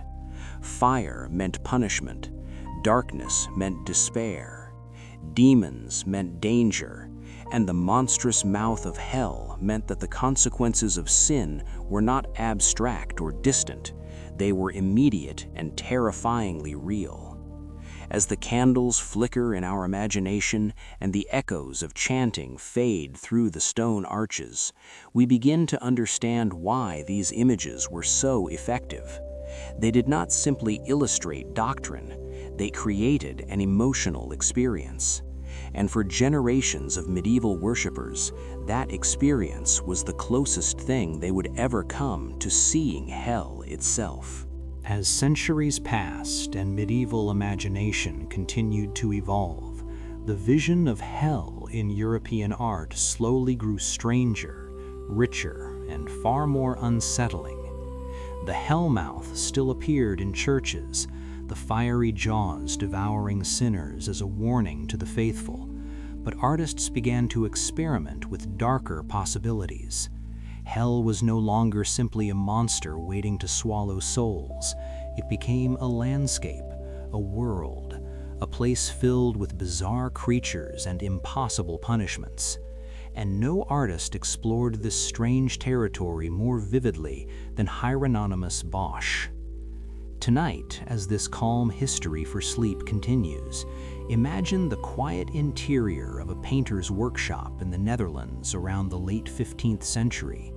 Outside, the narrow streets of a medieval town grow dark under the fading light. Inside, a single candle flickers beside a wooden panel covered with delicate sketches. Bosch leans close to the surface, adding details to a vision that would puzzle viewers for centuries to come. Born around 1450 in the town of 's-Hertogenbosch, Bosch lived in a world shaped by fear, faith, and uncertainty. Europe had recently endured the devastation of the Black Death. Wars and religious anxieties haunted the collective imagination. For many people, the boundary between the spiritual world and the physical world seemed thin and fragile. Demons and angels felt almost real, hovering just beyond human sight. Yet Bosch did something remarkable. Instead of painting hell as a simple scene of flames and demons, he transformed it into a surreal theater of moral consequences. His most famous work, often called the Garden of Earthly Delights, unfolds across 3 panels like a visual journey through the human condition. On the left, paradise unfolds quietly as God introduces Adam and Eve in a luminous landscape. In the center, humanity indulges in a strange carnival of pleasure and temptation. But it is the right panel, the hell panel, that captures the imagination most powerfully. Here, the calm order of the earlier scenes collapses into chaos. The sky burns with unnatural darkness, buildings crumble, strange hybrid creatures roam across the land. One man is devoured by an enormous bird-like demon seated upon a throne. Another soul is crushed beneath a giant lute. Musical instruments appear everywhere in the painting, yet instead of creating harmony, they become tools of torment. Harps stretch human bodies across their strings. Drums trap souls beneath their surfaces. Even a flute becomes an instrument of punishment. It is a strange and haunting vision, as though music itself has turned against humanity. Viewers who study the painting closely notice hundreds of tiny scenes unfolding at once.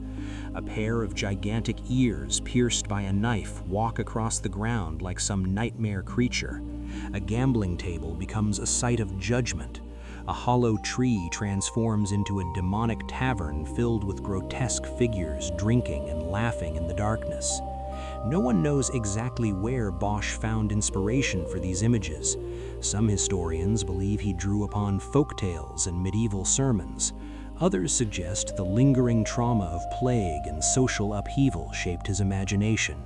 Still others believe Bosch possessed an unusually vivid inner world, one capable of translating spiritual fear into visual poetry. Whatever the source, the result was unforgettable. After Bosch, hell in European imagination could no longer remain simple. It had become complex, chaotic, and psychologically disturbing. Yet Bosch was not alone in shaping how medieval people imagined hell. At the same time, illuminated manuscripts were spreading across Europe, created by monks and scribes who decorated sacred texts with dazzling miniature paintings. One of the most famous examples is the Très Riche du Duc du Berry, a masterpiece of medieval manuscript art. Within its pages, delicate scenes painted in brilliant blues and golds depict both heavenly beauty and infernal horror. Satan appears devouring sinners, while demons drag terrified souls across glowing landscapes.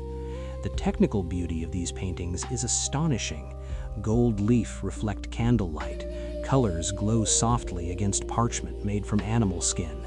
Yet the subject matter remains deeply unsettling. The contrast between beauty and terror creates a unique emotional experience, one that lingers quietly in the mind. As listeners drift deeper into the calm rhythm of this bedtime history and sleep documentary, it becomes clear that medieval artists were not simply illustrating hell, they were shaping the imagination of an entire civilization. Their paintings became visual sermons, silent teachers speaking through color and shadow. And through those images, the people of medieval Europe learned to picture the afterlife not just as a distant theological concept, but as a vivid and unforgettable reality.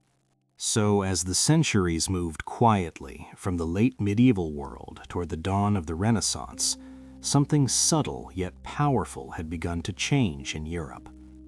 The terrifying images of hell that filled cathedral walls, the visions painted by artists like Bosch, and the elaborate maps of the afterlife imagined by theologians were no longer simply spiritual ideas. They had become part of an economic system.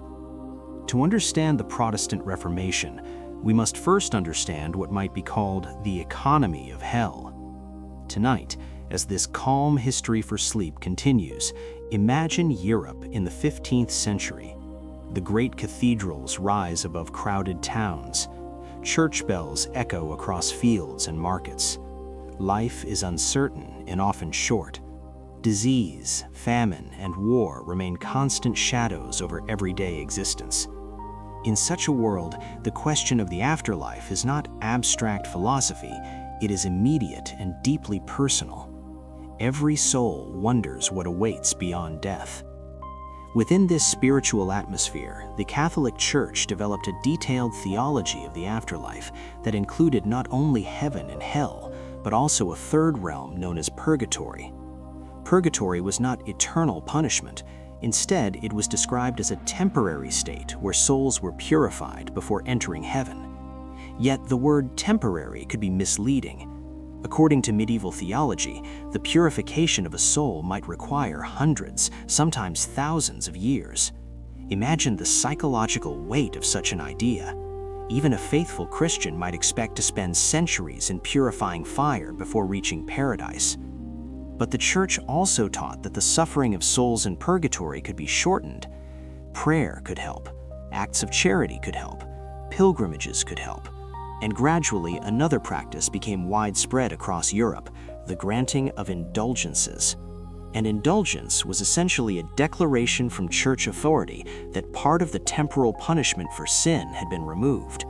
At first, indulgences were linked to acts of devotion, such as visiting sacred sites or participating in crusades. But by the 15th century, the system had evolved into something far more controversial. In many regions, indulgences could be obtained through financial contributions to the church.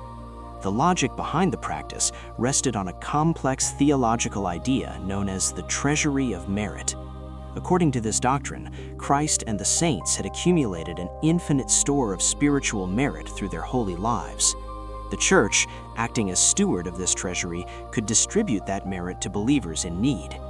The concept might have remained obscure theology if it had not intersected with one of the most ambitious building projects in Christian history. In Rome, plans were underway to construct the new St. Peter's Basilica, a monumental cathedral that would symbolize the power and glory of the Church. Such a project required enormous financial resources, and indulgences became one of the means used to fund it. Across Germany and other parts of Europe, preachers were commissioned to promote indulgence campaigns. Among them was a Dominican friar named Johann Tetzel. Tetzel was known for his dramatic sermons, which combined theological argument with emotional appeal. Crowds gathered in town squares to hear him speak. According to later accounts, Tetzel famously declared that the moment a coin rang in the collection chest, a soul would rise from purgatory into heaven.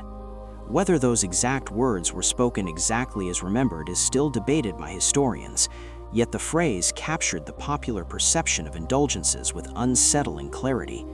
For many ordinary believers, the system began to feel less like spiritual guidance and more like a marketplace of salvation. Coins clinked into wooden boxes, while anxious families hoped their loved ones might spend fewer years in the fires of purification.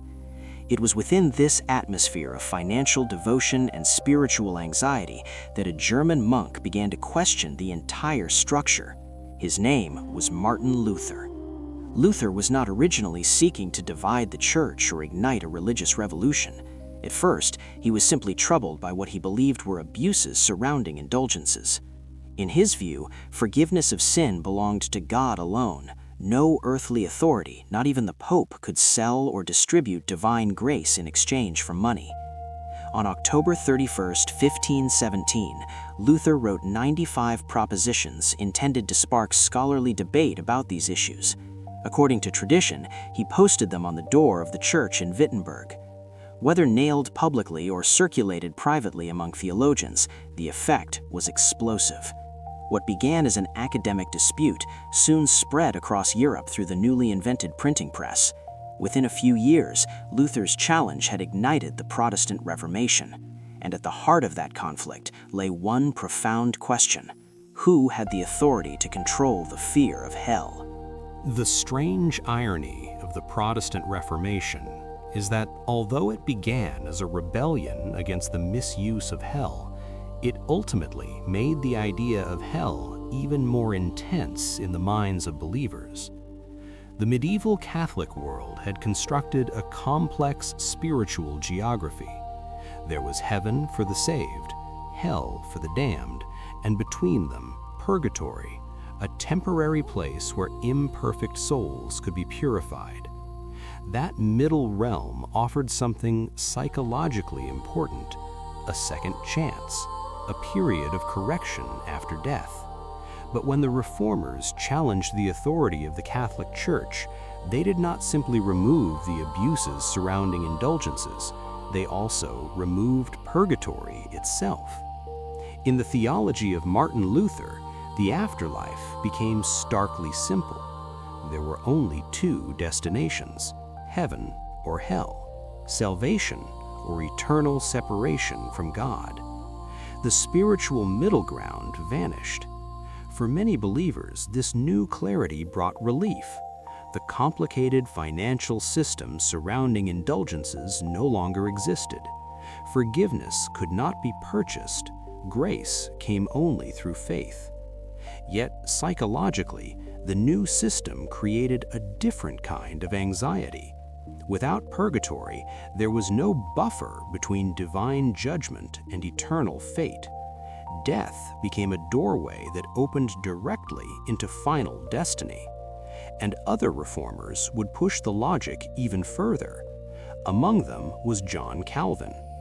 Calvin proposed one of the most unsettling theological ideas in Christian history, the doctrine of predestination.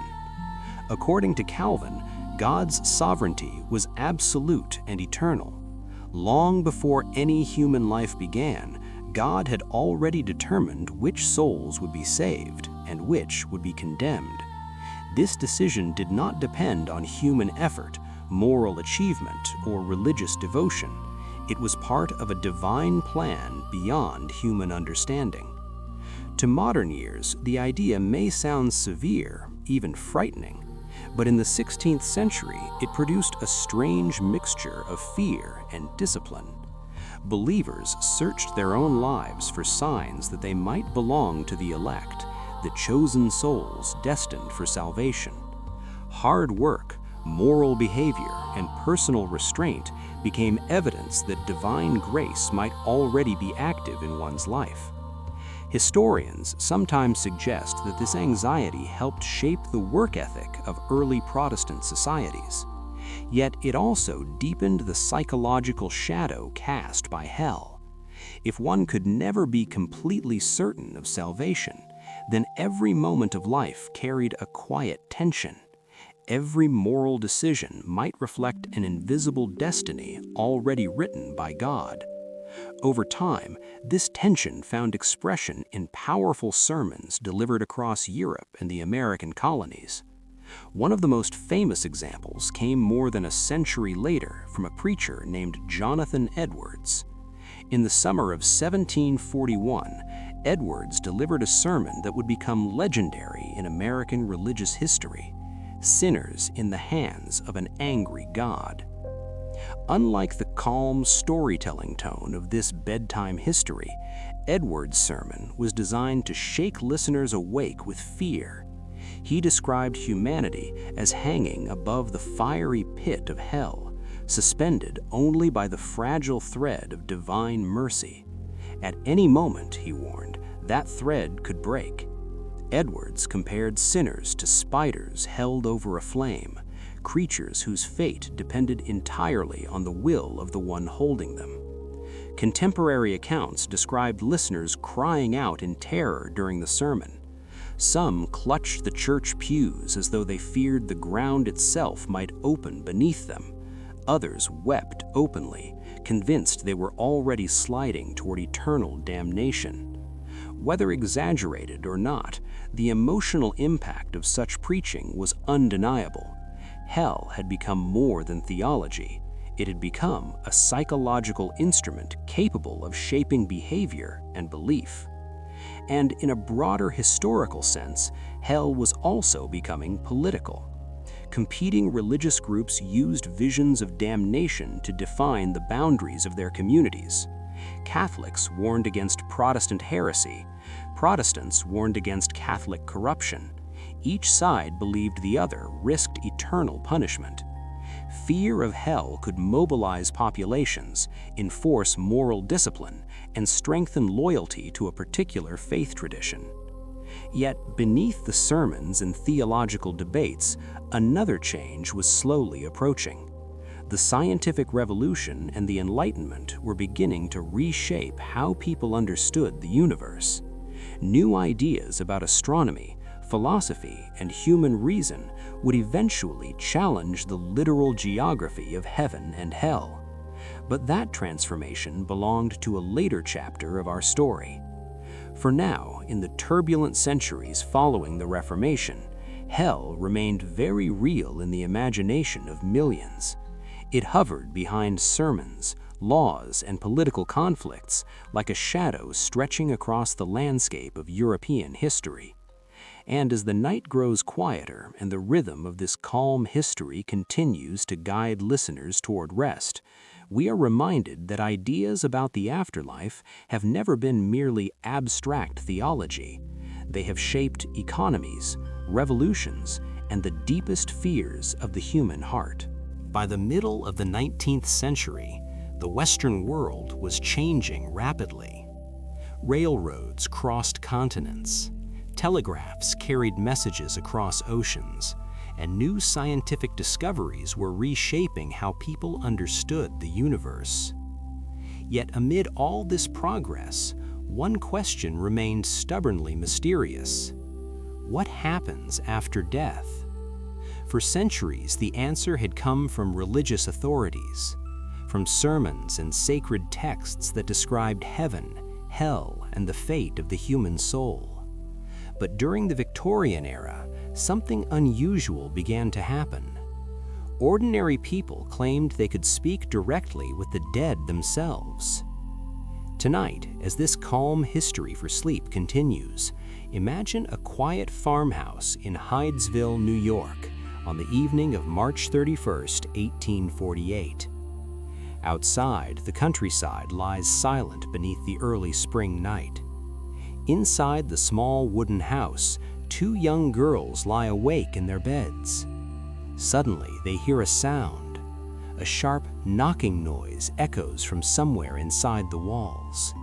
At first, it seems like a simple creak in the old wooden structure, but the sound repeats. Tap, tap, tap. The girls, Margaret and Kate Fox, whisper nervously to each other. They begin to answer the knocks, tapping back with their fingers. To their surprise, the mysterious sounds respond. Within hours, a strange conversation begins to unfold between the children and whatever unseen presence might be hiding in the darkness. According to the girls, the spirit communicating through the knocks claimed to be the ghost of a traveling peddler who had been murdered years earlier and secretly buried beneath the house. Whether the story was true or not hardly mattered once the news began to spread. Word of the strange events in Hydesville traveled quickly through newspapers and gossip. Curious neighbors arrived to witness the mysterious knocking for themselves. Soon, crowds gathered in the small farmhouse, listening to the taps and asking questions of the invisible spirit. In this moment, something remarkable happened. A simple ghost story began to transform into a movement. The idea that the dead might communicate with the living captured the imagination of thousands of people. By the 1850s, the phenomenon had acquired a name: spiritualism. Spiritualist gatherings soon appeared in cities across the United States and Britain. Participants sat around tables in dimly lit rooms holding hands as they attempted to contact spirits. These gatherings were called séances. Sometimes the table itself would tremble or tilt. Sometimes mysterious rapping sounds echoed through the room. In other cases, mediums claimed to hear voices whispering messages from the beyond. For many Victorians, these experiences felt like evidence that the boundary between life and death was thinner than anyone had previously believed. Historians estimate that by 1860, nearly 11 million Americans had some connection to the spiritualist movement, a remarkable number in a nation whose population was just over 30 million at the time. But the popularity of spiritualism was not only about curiosity or entertainment, it was also shaped by grief. The 19th century was an era of immense loss. Epidemics, industrial accidents, and especially the American Civil War left countless families mourning loved ones who had died suddenly and violently. For grieving parents and widows, the possibility of speaking once more with the dead offered profound comfort. A séance was not merely a mysterious ritual, it was a moment of hope, a chance to believe that the voices of the departed had not vanished completely into silence. And yet, within the growing spiritualist movement, another idea began to emerge quietly beneath the surface. If spirits could communicate from beyond the grave, then perhaps they could describe where they were. Some mediums reported messages not only from peaceful realms, but also from darker places, places of suffering, places of punishment. For the first time in history, the ancient concept of hell began to appear not just as a theological doctrine, but as a reported experience, something individuals claimed they had glimpsed through visions, dreams, or trance states.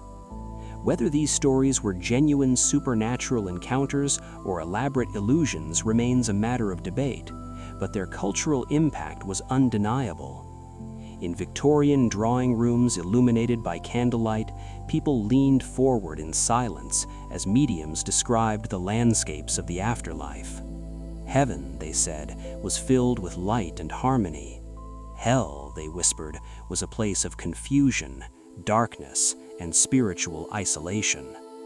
In this strange intersection of grief, curiosity, and imagination, the modern fascination with near-death experiences and paranormal investigation had quietly begun. As the spiritualist movement spread through Victorian society, something remarkable began to happen. For centuries, hell had been described by priests, poets, and theologians. It existed in sacred texts and elaborate theological systems, but it was always distant, always belonging to a world beyond direct human experience. Now, in candlelit parlors and dimly lit séance rooms, people began to speak about hell in a new way, not merely as a doctrine, but as something that could be observed, investigated, and even visited. Tonight, as this calm history for sleep continues, imagine one of those Victorian drawing rooms sometime in the late 19th century. Heavy curtains block the outside world. The faint ticking of a clock echoes across the room. Around a polished wooden table sit a small group of participants holding hands. In the center of the table rests a trumpet-shaped speaking device used by mediums to project spirit voices. The medium closes their eyes. Silence fills the room. Then the séance begins. For many believers in Victorian spiritualism, these gatherings were not theatrical performances. They were experiments. Participants believed they were exploring a new frontier between life and death. Some described encounters with benevolent spirits who claimed to inhabit peaceful realms of light. Others reported darker communications, fragmented messages from restless or suffering souls who seemed unable to escape the shadows of the afterlife. Within this strange environment, a new narrative slowly emerged.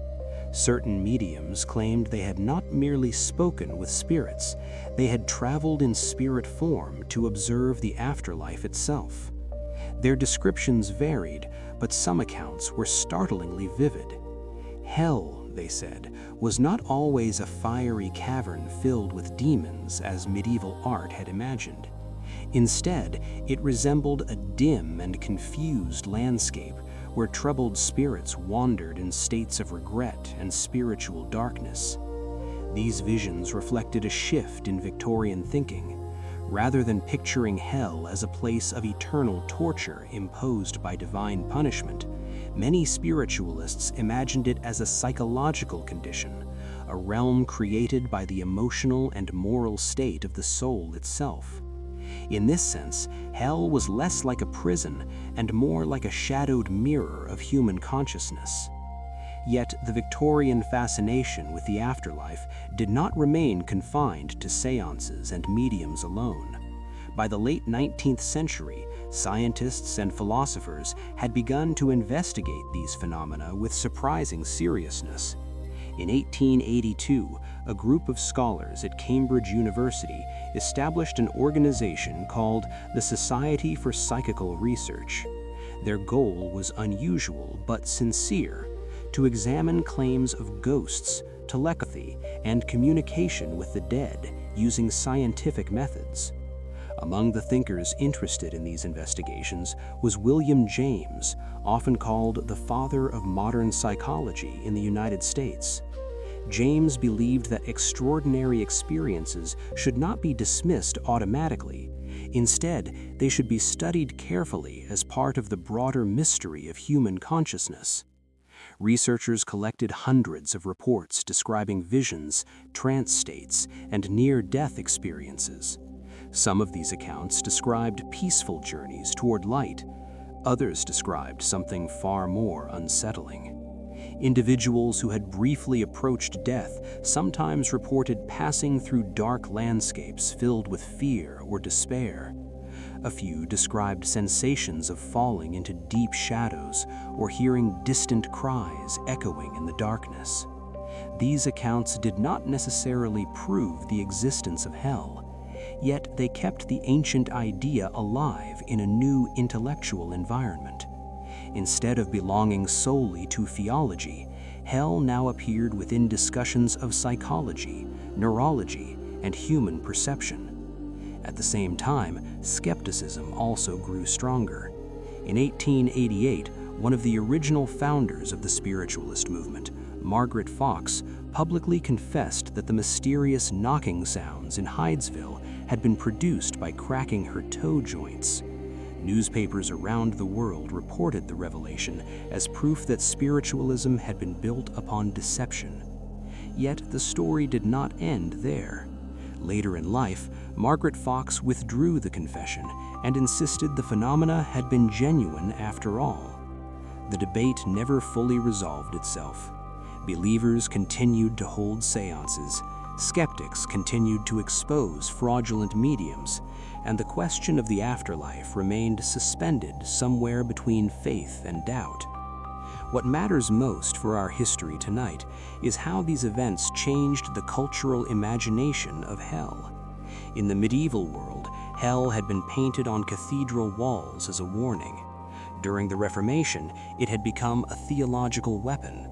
But in the Victorian era, it transformed once again. Hell became something personal, something individuals claimed to glimpse through visions, dreams, trance states, or moments at the edge of death itself. Whether those glimpses were supernatural truths or psychological illusions remains uncertain even today. Yet the mystery itself has endured. And as the soft rhythm of this bedtime history continues, guiding listeners gently towards sleep, we are left with a quiet reflection. Human beings have always searched for answers about what lies beyond the final boundary of life. Some have looked to scripture, others to philosophy, and still others have listened for faint whispers in darkened rooms, hoping the silence of death might one day speak back. As the 19th century slowly faded into the 20th, the Western understanding of hell began to change in a way no medieval theologian could have imagined. For thousands of years, hell had been described as a place somewhere beyond the world of the living. It was a realm beneath the earth or beyond death where divine justice was carried out. But with the rise of modern psychology, thinkers began to ask a different question. What if hell was not somewhere we go after death? What if hell existed within the human mind itself? Tonight, as this history for sleep continues in a calm and reflective rhythm, imagine Europe at the dawn of the 20th century. Cities glow with electric lights for the first time in history. Science is advancing rapidly, New ideas about the human brain and consciousness are emerging, and among the most influential figures shaping this intellectual revolution was Sigmund Freud. Freud was not particularly interested in proving whether hell existed as a physical location. Instead, he wanted to understand why human beings had imagined hell for so many centuries. His answer lay in the hidden structure of the mind itself. According to Freud, much of human behavior is driven by unconscious forces, desires, fears, and memories that remain buried beneath conscious awareness. These hidden impulses can create powerful feelings of guilt and anxiety. For Freud, religious ideas about punishment after death reflected these psychological tensions. Hell, in this interpretation, was a symbolic expression of inner conflict. It represented the human tendency towards self-judgment and self-punishment. The image of an angry divine father punishing sinners mirrored a deeper emotional dynamic within the human psyche. In Freud's writings, the figure of God often resembled an amplified projection of the human father, a cosmic authority embodying both protection and judgment. Hell, therefore, became the imagined consequence of violating moral expectations that society had deeply internalized. While Freud explained hell as a projection of guilt, another psychologist offered a very different interpretation. Carl Jung believed that the symbols of heaven and hell did not arise merely from individual psychological conflict. Instead, they belonged to something much older and deeper within human consciousness. Jung introduced the idea of the collective unconscious, a shared reservoir of symbolic patterns inherited across generations of humanity. Within this hidden layer of the mind exist archetypes, universal images that appear repeatedly in myths, dreams, and religious traditions around the world. One of these archetypes, Jung argued, is the shadow. The shadow represents the aspects of ourselves that we prefer not to acknowledge: anger, cruelty, envy, and destructive impulses. According to Jung, cultures across the world developed stories of hell as a symbolic landscape where this shadow could be imagined and confronted. In ancient myths, the underworld often appeared as a dark realm filled with monsters and trials. In Christian theology, hell became a domain of demons and punishment. Yet beneath these different cultural expressions lay the same psychological structure: the human confrontation with its own darkness. Jung did not deny the spiritual meaning of these images. Instead, he believed that religious myths carried profound psychological wisdom. Hell was not simply a threat designed to frighten believers. It was a symbolic mirror showing humanity the consequences of denying or repressing its darker instincts. When the shadow is ignored, Jung warned, it does not disappear. It grows stronger in the unconscious and eventually emerges in destructive ways. In this sense, the journey into hell described in myths and religious texts might represent an inner journey, a descent into the depths of the human psyche where transformation becomes possible. By the early 20th century, this psychological interpretation of hell had begun to influence philosophy, literature, and even theology itself.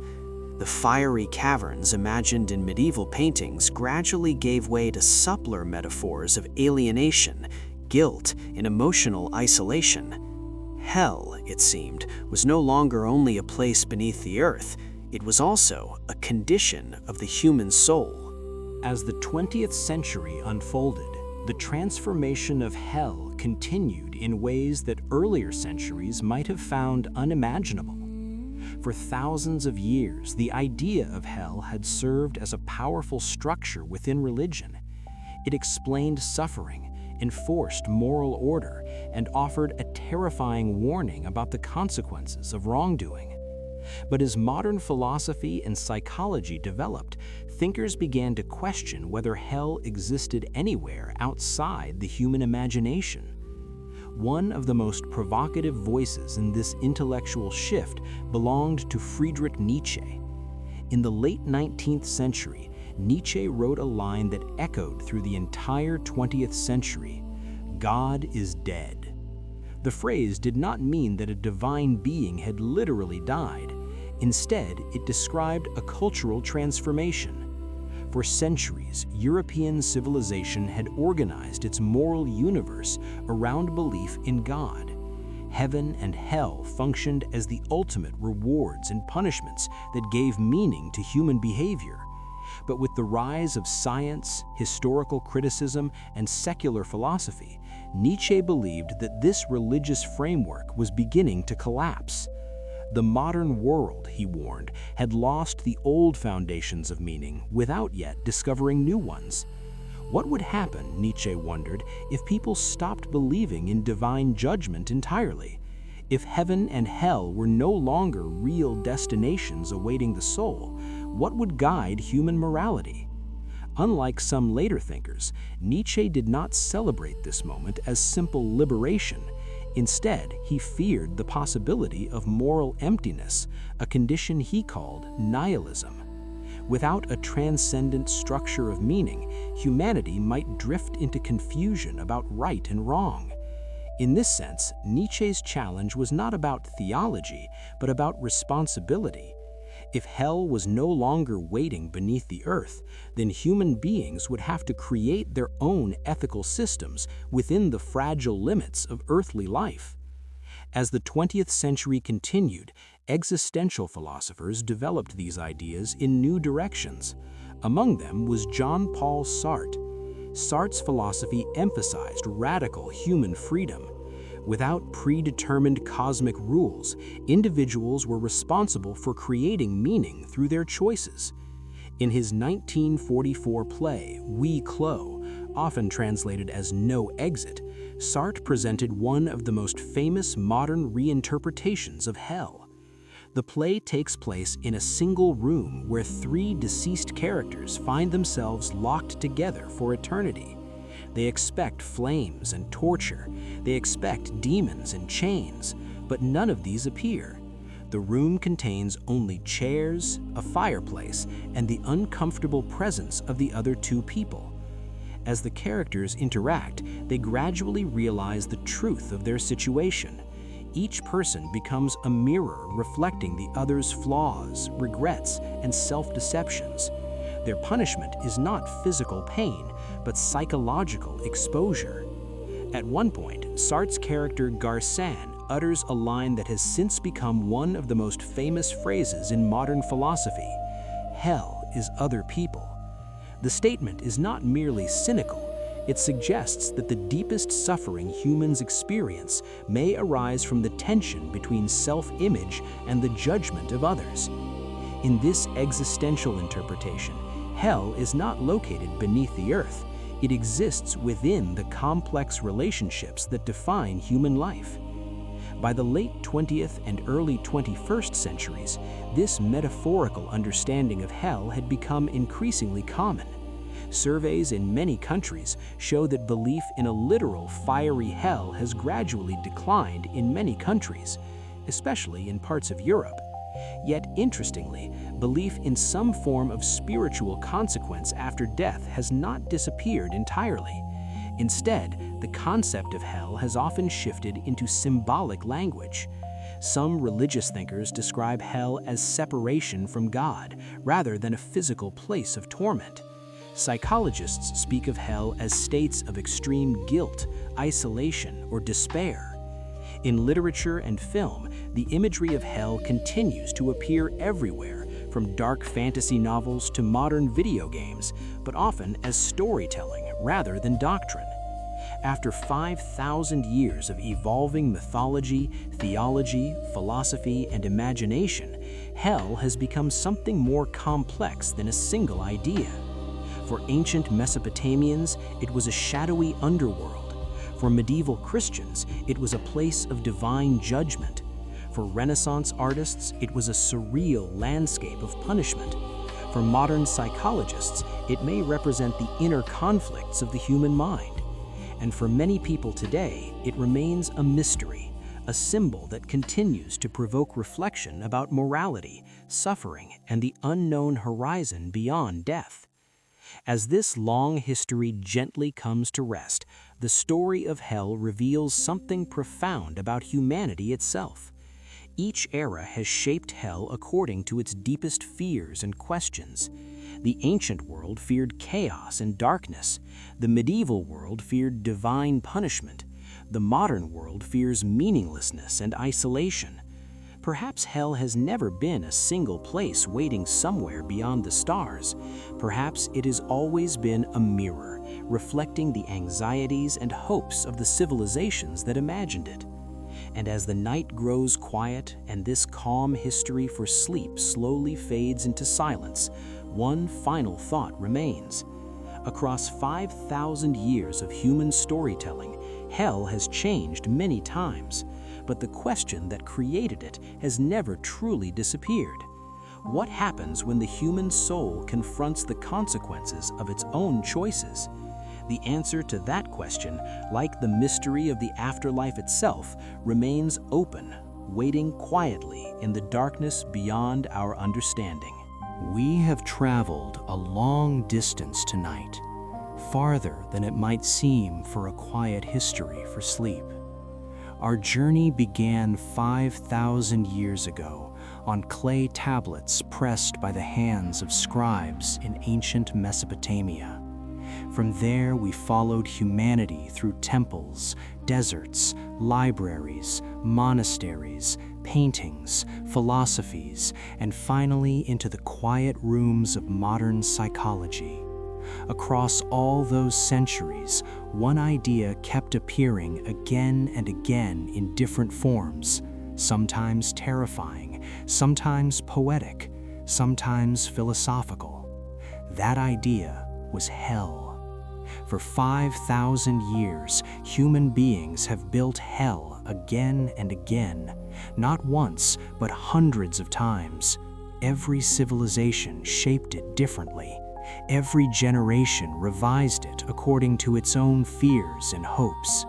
The ancient Mesopotamians imagined a shadowy underworld where every soul wandered in dusty silence, regardless of virtue or wrongdoing. The Egyptians added judgment, a cosmic courtroom where the human heart was weighed against the feather of truth. The Greeks mapped the afterlife like geography, giving it rivers, gates, ferrymen, and distant fields of rest. Jewish traditions slowly transformed the vague darkness of Sheol into the burning valley of Gehenna. Christianity expanded hell into eternity, a place of moral consequence that stretched beyond time itself. Islam imagined it as a structured realm with multiple levels of punishment. In the spiritual traditions of India and Buddhism, hell existed not as an eternal prison, but as a temporary condition through which the soul might pass.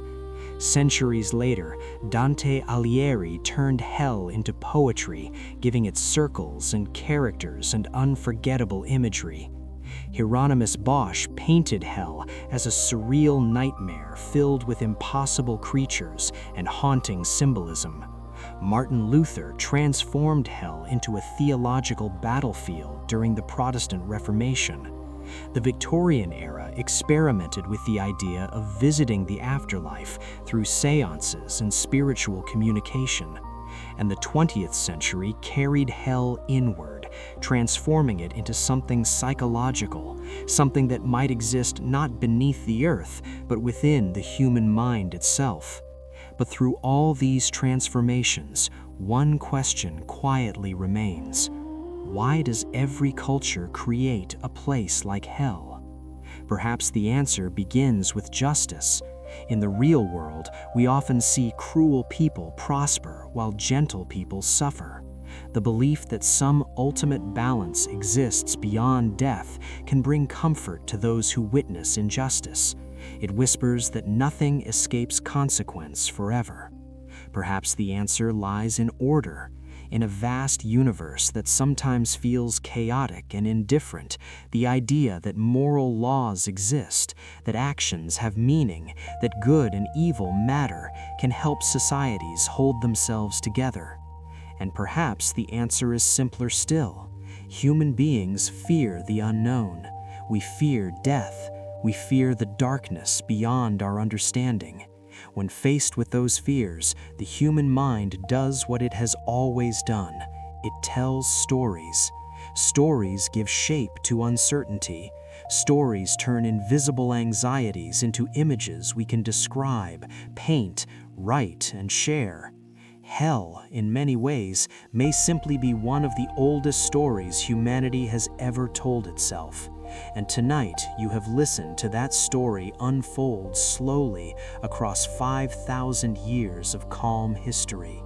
From ancient myth to medieval theology to modern psychology, the image of hell has constantly changed. Yet the deeper question beneath it remains the same. What happens when human choices meet their consequences? What becomes of the soul after the final breath? No historian can fully answer that question. No philosopher has solved it completely. It remains one of the great mysteries that has followed humanity since the first civilizations looked up at the night sky and wondered about what lies beyond this life. But perhaps that mystery is not something to fear. Perhaps it is simply part of being human. Tonight, as the quiet piano fades and the long story of hell comes gently to rest, remember something simple. You are here, alive, breathing softly in the present moment, safe within the quiet rhythm of the night. Across 5,000 years, people have imagined darkness beneath the earth and judgment beyond the stars. But right now, there is only this peaceful moment, the slow movement of breath, the calm stillness of the room, and the comforting realization that stories, even stories about darkness, can guide us toward rest. So let the centuries fade away now. Let the ancient demons and philosophers drift quietly into silence. Allow the long history you have heard tonight to settle like dust upon old books in a forgotten library. And as sleep slowly closes the final pages of this story, may the night carry you gently into dreams.